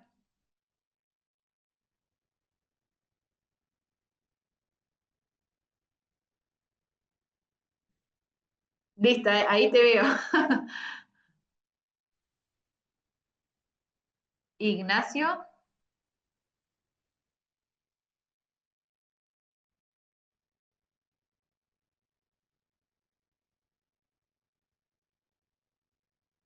Creo, Dani, que Ignacio no está pudiendo desmutearse. Ahí está. Ahí va.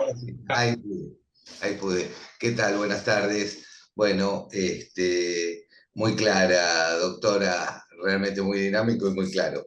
Solo era pasar un chivo. Cuando estamos hablando de los distintos programas como alternativos o como coadyuvantes de los procesos de adopción, que se hizo referencia al programa de acompañamiento al PAE, de la ley 27364, también recordar, sobre todo a los compañeros del programa Casas de Justicia, que tenemos dentro, en el marco de la Procuración, sustancialmente estoy a cargo de ello, el sistema de sostén, ¿sí? Que prevé la ley 11.852, que ya va a cumplir, el año que viene cumple 30 años de existencia, y venimos desde la Procuración proporcionando, es más, no es por decir, el PAE ha sido una copia de lo que era el sistema de sostén de la Procuración de la Corte. Seguimos propiciando la diagramación de los jóvenes, la inserción, la escolarización, con el sistema de becas, ¿sí? Que ahí propiciamos siempre los aumentos, pero va ajustado a las jubilaciones mínimas, y también, inclusive, según los casos, la ley nos permite otorgar 2 becas por becado, y además le asignamos también un acompañante a cada uno de los becados. Por eso decía que era el chivo que pasaba, que articula también con las asesorías y con los juzgados de familias. Gracias, Ignacio. Sí, la utilizamos un montón, creo que nos ha salvado un montón en casos de niños, niñas, adolescentes. Y sé que los recursos a veces no alcanzan y que nos pasa por arriba del sistema, porque realmente hay muchos niños involucrados en esas situaciones, pero realmente funciona el sistema de beca, así que comparto lo que decís. ¿Alguien más que quiera hacer alguna pregunta? Si no, Retomo, discúlpenme, pero no estoy como anfitriona y estoy desde el celular, así que es como todo un chino. Hola, Sí, Nacho, hacemos buen día. si les parece, hacemos una pregunta más Ahí y está, seguimos, que nos queda todavía arrancar con el próximo tema. Y sí, ya voy a Dani. ir a las corridas.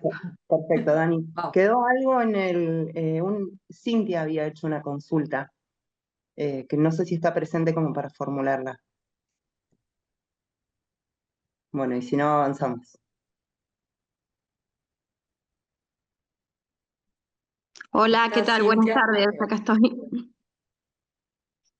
Sí, o sea, más que nada, más que una pregunta, era con respecto al nombre, ¿no? Tener en cuenta el nombre de los niños, niñas, cuando se los adopta desde chiquitos, porque me ha pasado que tuve un caso que, digamos, los papás adoptivos querían cambiarle el nombre, y bueno, y con respecto a esto del tiempo en el proceso, los adoptaron de muy chiquitos a 2 hermanitos, y después ya iban a estar en etapa de escolaridad, y bueno, y obviamente que su partida, su documentación tenían otro nombre. Entonces ahí también había un conflicto con los padres, con el deseo de ponerles el nombre que ellos querían.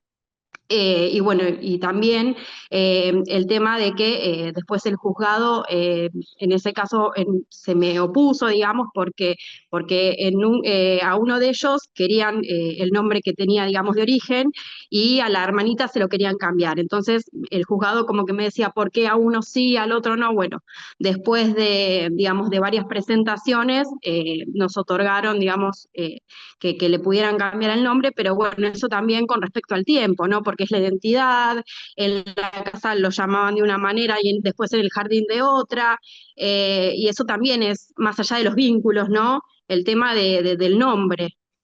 En eso más que nada quería, digamos, aportar, ¿no?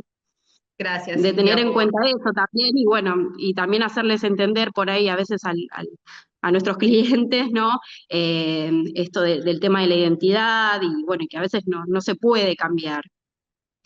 Gracias, Cintia, por tu aporte.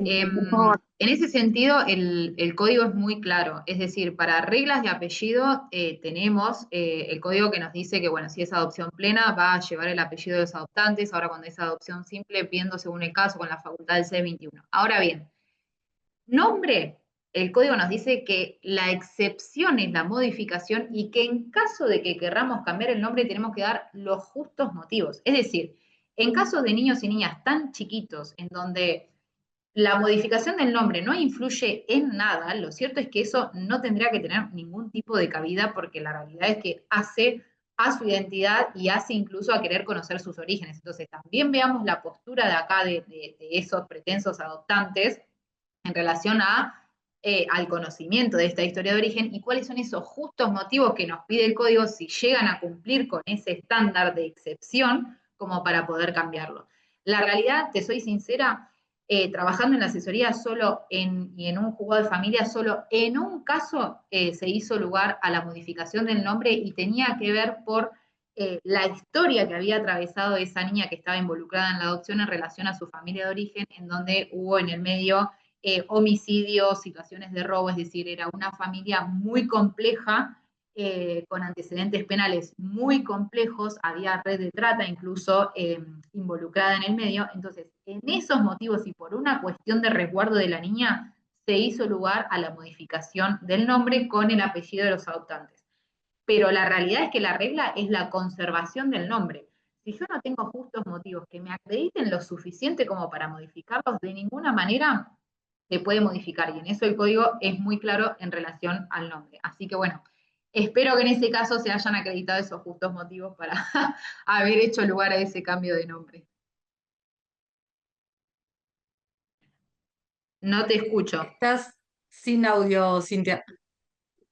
Sí, después de muchas presentaciones, y bueno, por suerte después le dieron lugar, pero bueno, el tema era ese, que la nena ya empezaba a escolarizarse, todo, y bueno, y tenía un nombre, la llamaban por un nombre, obviamente, que no era por ahí el deseo, ¿no? De estos padres adoptivos. Pero bueno, hay que estar ahí un poco mediando, ¿no? Y bueno, y también explicándole lo que corresponde, ¿no? Sí, sí, comprendo. Bueno, gracias por Bueno, tu gracias. No, de nada. ¿Alguien más que quiera hacer alguna consulta? Si no, en estos brevísimos minutos que nos quedan, avanzo con el otro tema. Bueno, mientras voy compartiendo pantalla, cualquier cosa, levantan la mano y nos desmuteamos. Bueno, ahora sí.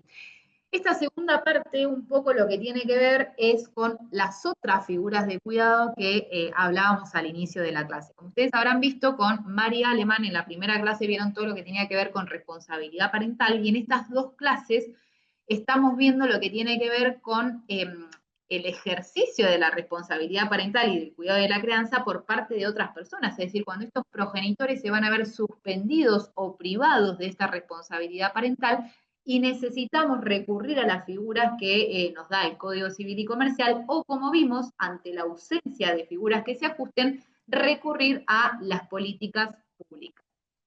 Bueno, otras figuras de cuidado. Como vimos, la realidad es que este derecho a vivir en familia debe ser interpretado en sentido amplio. ¿Por qué? Porque ya vimos que la Corte Interamericana nos dijo que no hay un modelo de familia y que cada vez que hablamos de familia tenemos que traer a colación este concepto de socioafectividad, que incluso nuestra Ley Nacional 26061, con su decreto reglamentario, nos habla de familia en sentido amplio para atraer a estos vínculos significativos y afectivos. Ahora bien, si empezamos a recorrer lo que son las figuras de cuidado dentro de nuestro código, voy a empezar por estas tres: la delegación del ejercicio de la responsabilidad parental, la delegación del ejercicio de la responsabilidad parental en el o la progenitor o progenitora afín, y la guarda judicial. Ahora bien, analizando estas herramientas, un poco lo que les decía hace un ratito, es que vamos a ver ciertas limitaciones. Y las dos grandes limitaciones tienen que ver con el parentesco, y la otra limitación tiene que ver con el factor tiempo. Es decir, ¿cuánto tiempo regulan estas figuras la posibilidad de tener el cuidado de las niñeces y adolescencias? Entonces, lo que vamos a tener que hacer es interpelar los casos que nos lleguen a conocimiento para ver cuál es el marco jurídico que le vamos a dar y si nos vamos a ajustar a lo que dice la ley o es necesario hacer algún tipo de interpretación más amplia para garantizar el derecho a vivir en familia de estas niñeces y adolescentes. Si nos vamos a lo que es el artículo 657, vamos a ver que dice que cuando haya razones suficientemente justificadas, los progenitores, en la delegación del ejercicio, los progenitores pueden convenir que el ejercicio de la responsabilidad parental sea otorgado a un pariente. Fíjense que ya acá nos marca el límite, sin perjuicio de lo establecido en el 674, que es el progenitor afín, con quien sabemos que no hay vínculo de parentesco. El acuerdo con la persona que acepta la delegación debe ser homologado judicialmente, debiendo irse necesariamente al hijo. Fíjense de nuevo acá la escucha. Tiene un plazo máximo de 1 año, otro límite, pudiendo renovarse judicialmente por razones debidamente fundadas por un periodo más. Y fíjense qué importante estos. Los progenitores conservan la titularidad de la responsabilidad parental y mantienen el derecho a supervisar la crianza y la educación. Si ustedes recuerdan, seguramente lo habrán visto con Mari Aleman en la primera clase, la responsabilidad parental, lo cierto es que hoy en día nosotros, cuando hablamos de responsabilidad parental, tenemos 3 grandes facetas. Tenemos lo que hace al cuidado personal, a lo que hace al ejercicio de la responsabilidad parental y a lo que hace a la titularidad. La titularidad más vinculada a los actos que están en el artículo 645, que hacen a todos aquellos actos que requieren el consentimiento de ambos progenitores, y la titularidad se vincula con la privación. Y después tenemos lo que hace al ejercicio, que es todo lo que tiene que ver con tomar medidas en relación a las niñeces y adolescencia, por ejemplo, en relación a la escolaridad, en relación al domicilio, etc. Y eso está más vinculado con la suspensión. Y el cuidado personal es lo que tiene que ver con lo cotidiano del niño, niña o adolescente. Por ejemplo, a qué hora se va a levantar, qué va a comer, llevarlo a la escuela, etc. Todo eso más bien cotidiano. Acá lo que vamos a delegar es el ejercicio. ¿Y qué nos dice la norma? Que tiene que ser a un pariente y por el plazo de 1 año. Y por razones suficientemente justificadas. Entonces, haciendo este análisis, lo cierto es que vamos a tener que evaluar la idoneidad de esa persona, más allá de que lógicamente va a homologarse este acuerdo, no dejamos de tener que evaluar la idoneidad de la persona a la cual se le está delegando y tener que escuchar al niño, niña o adolescente. Y esta delegación claramente va a ser excepcional, los motivos suficientemente justificados, y va a ser provisoria, 1 año prorrogable por 1 año más.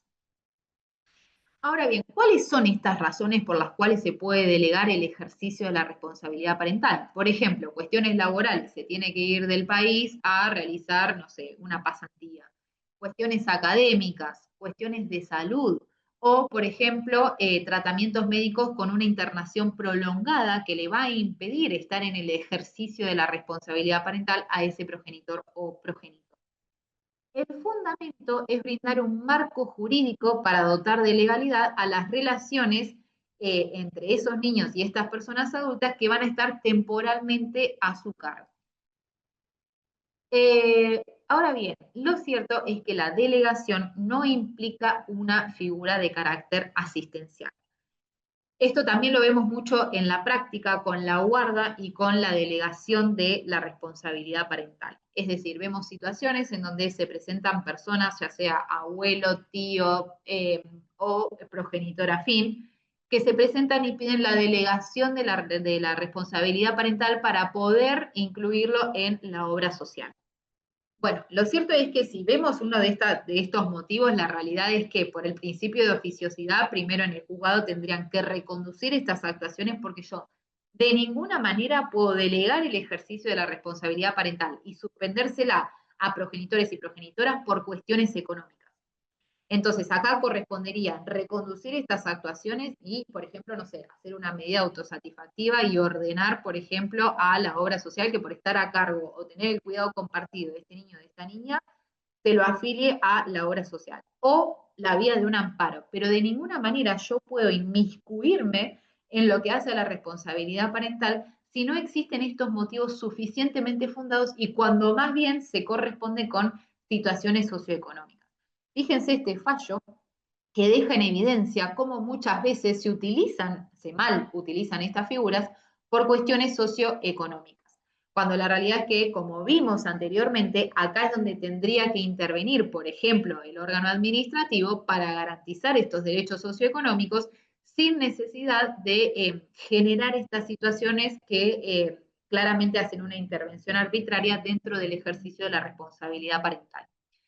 Fíjense lo que dice acá. La delegación importa otorgar a otra persona transitoriamente y por decisión espontánea el ejercicio de la responsabilidad parental y las obligaciones inherentes a la misma, que pertenecen a la progenitora, siendo el fin, en el caso que la niña de pocos meses de vida tenga garantizado su derecho a una cobertura médica que evite posicionarla en un estado de vulneración, teniendo en cuenta que su progenitora se encuentra cursando estudios universitarios careciendo de ingresos económicos. O sea, fíjense que no solo tenemos las guardas de hecho o situaciones de compraventa de niños o situaciones en donde el servicio local interviene y separa a la familia porque no hay recursos económicos, sino que además tenemos situaciones en donde se convalida, por ejemplo, la delegación de la responsabilidad parental por motivos socioeconómicos.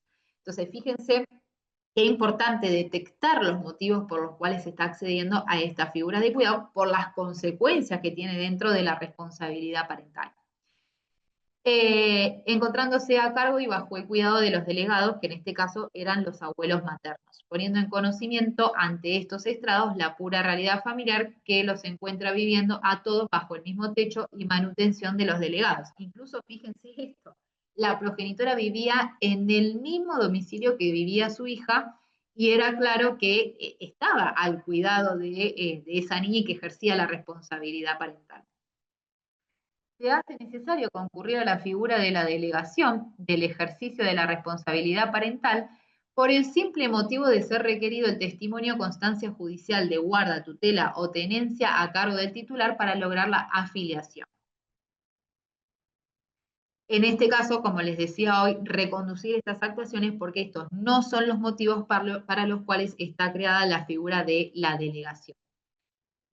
Fíjense acá, este es otro caso del juzgado de Avellaneda, el número 5, en donde se otorga la delegación de la responsabilidad parental a una persona que no era pariente respecto de uno de los niños. Es decir, eran 3 hermanos y esta señora era abuela de 2 de ellos, pero del otro no. Entonces, acá teníamos el impedimento del parentesco, de nuevo, ¿no? Cómo esta figura, si se quiere, quedó chica al lado de lo que nos dicen las otras normas, tanto del sistema internacional como la Ley Nacional 26061 o incluso la propia 13298, en relación a lo que se entiende por familia. Entonces, acá, ¿qué hace el juzgado? Homologa el acuerdo del ejercicio de la responsabilidad parental, aunque esta señora no era abuela, es decir, no tenía vínculo de parentesco en relación a ese niño. Y un poco con lo que ocurre con la guarda de hecho del 611 en relación a la inaplicabilidad o la inconstitucionalidad, acá la jueza lo que hace es recurrir a la inaplicabilidad para poder otorgar la delegación de la responsabilidad parental. ¿En qué argumento se basa esta jueza para decir, bueno, tomo este vínculo socioafectivo y declaro la inaplicabilidad de la norma? Es decir, todos los argumentos que da esta jueza es ponderando el vínculo socioafectivo de esta mujer con este niño. Dice que la señora se encuentra en óptimas condiciones para garantizar el cuidado y la protección de los niños, que ha sostenido sus funciones y capacidades de cuidado, sosteniendo un vínculo afectivo, de empatía, de contención y de seguridad que favoreció a los hábitos y a la organización familiar y que era claramente un espacio de crecimiento saludable para ese niño. Otro de los casos, voy a ir medio rápido así llegamos a ver las distintas figuras y las cuestiones que se pueden presentar. Otro de los casos es de San Isidro del año 2019, perdón, del año 2021, quedó ahí mal puesto el 9. Y lo que ocurre es que en el año 2018 la progenitora estaba domiciliada en Entre Ríos y solicita a la madrina de la niña que la acogiera temporalmente para atender sus problemas de salud. Se corroboró que había un vínculo entre los progenitores y esta madrina.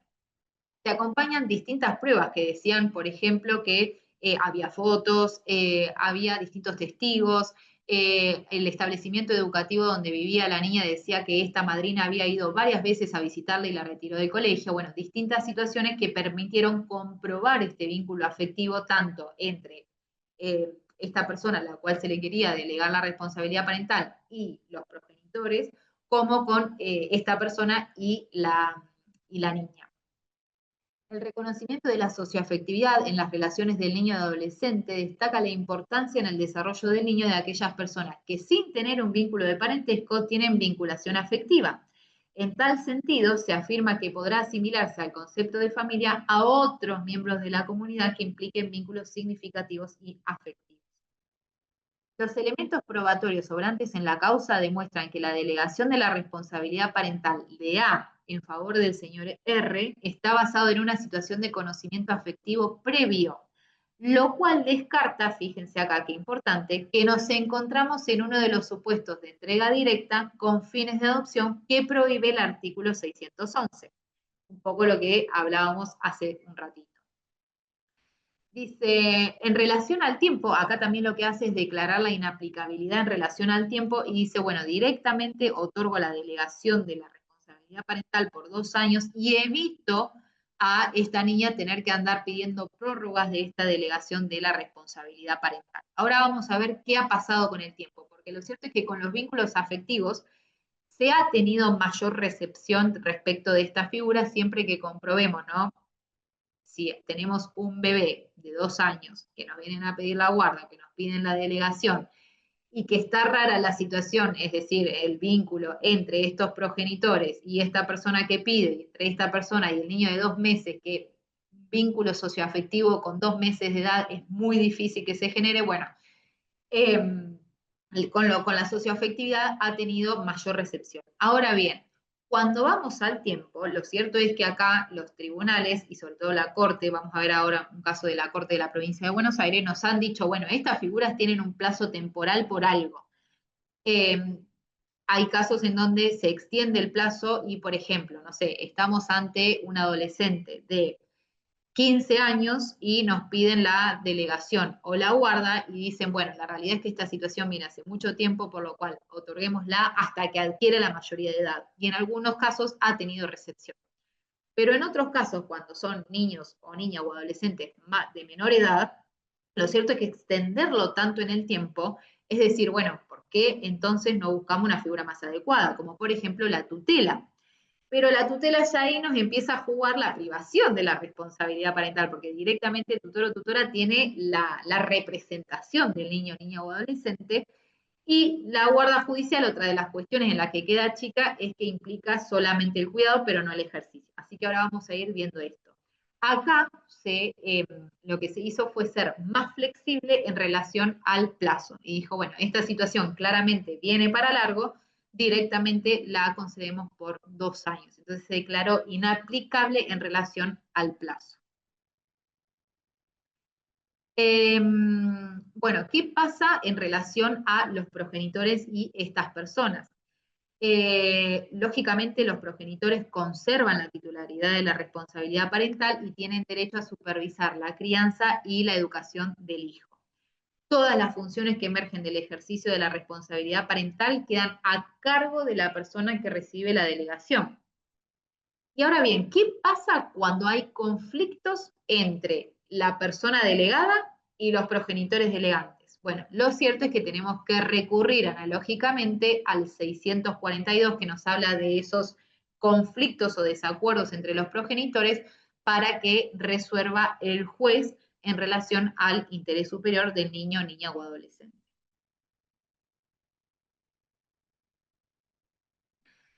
Bueno, la delegación del ejercicio en el progenitor o progenitora afín. Lógicamente tenemos un principio general, la recepción, digamos, que hizo el Código Civil y Comercial de esta figura del progenitor o progenitora afín, reconociendo esto que tiene que ver con la pluralidad o la diversidad de la familia, sobre todo esta familia ensamblada. Entonces nos viene a decir, le reconoce ciertos derechos y deberes al progenitor afín, pero hay casos en donde se requiere un plus de derechos para este progenitor o progenitora afín, y también se nos permite que deleguemos en este progenitor o progenitora, que claramente no le aplica el vínculo de parentesco que requiere el 643. Que dice que el progenitor a cargo del hijo le puede delegar a su cónyuge o conviviente el ejercicio de la responsabilidad parental cuando no estuviera en condiciones de cumplir la función. Nuevamente, fíjense digamos, las razones o los motivos que nos pide el código que tenemos que acreditar por lo que implica restringir a ese progenitor o progenitora biológico el ejercicio de la responsabilidad parental. Tiene que acreditar cuestiones de viaje, enfermedad, incapacidad transitoria, pero como vemos al lado, estas causales son enunciativas, es decir, puede haber otros motivos que habiliten a la delegación del ejercicio, y siempre que exista imposibilidad para su desempeño por parte del otro progenitor, o no fuera conveniente que este último asuma su ejercicio, es decir, cuando hay doble vínculo filial, lo cierto es que siempre van a tener preponderancia los progenitores biológicos. Entonces, en caso de que exista otro progenitor, lógicamente el progenitor afín va a ser subsidiario, es decir, tengo que acreditar que el otro que está en primer lugar tampoco puede asumir ese cuidado o no es beneficioso. Esta delegación requiere la homologación judicial, excepto que el otro esté de acuerdo. Entonces, estos casos no hace falta homologarlos porque si el otro progenitor está de acuerdo, ya con eso es suficiente. Bueno, ¿qué pasa en los casos de ruptura del matrimonio de la unión convivencial? ¿Se deja de ser progenitor o progenitora afín? Porque lógicamente lo que tenemos es ese requisito de la convivencia, es decir, la pareja o el marido o mujer de mi progenitor, o sea, del que convive con mi progenitor o mi progenitora. Entonces, ¿qué pasa en aquellos casos donde está la ruptura de este matrimonio, de esta unión convivencial? Bueno, lo cierto es que se ha reconocido la importancia de la construcción y de la solidificación de estos vínculos afectivos, y aún después de haber culminado el matrimonio o la unión convivencial, se ha otorgado el cuidado a este progenitor afín. Fíjense, B era un adolescente de 16 años que vivió con su madre y la pareja de ella desde el 2008 y hasta marzo del 2015. Desde abril del 2015, B estaba viviendo en un hogar de tránsito debido a la mala relación que tenía con su madre, quien ya se había separado de quien era su progenitor afín, y también con su padre. Es decir, esta adolescente no tenía buena relación ni buen vínculo ni con su padre ni con su madre y estaba en un hogar.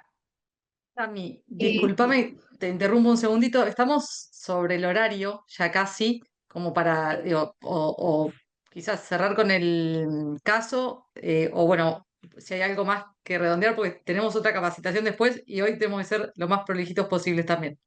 Dejo. Bueno, en fin, el caso culmina con, se termina otorgando la delegación del ejercicio a esta persona que había sido su progenitora afín. Redondeo, perdón que me fui del tiempo. Bueno, no llegué nuevamente. Quería ver un montón de temas más, pero siempre queda corto. Después evaluamos con Mari, que nos va a quedar una clase que tenemos que compartir, a ver si yo puedo terminar de dar esto. Vale, no nos fuimos, estamos justitos, pero bueno, quería avisarte como para Perfecto. ver si quedaba Comprendo. algo pendiente y en todo caso si tenemos después que reprogramar algo del temario, también lo organizamos o quizás hay alguna pregunta más, pero bueno, sí para ir dándole fin a la clase. Bien, no sé si quieren cerrar con alguna pregunta.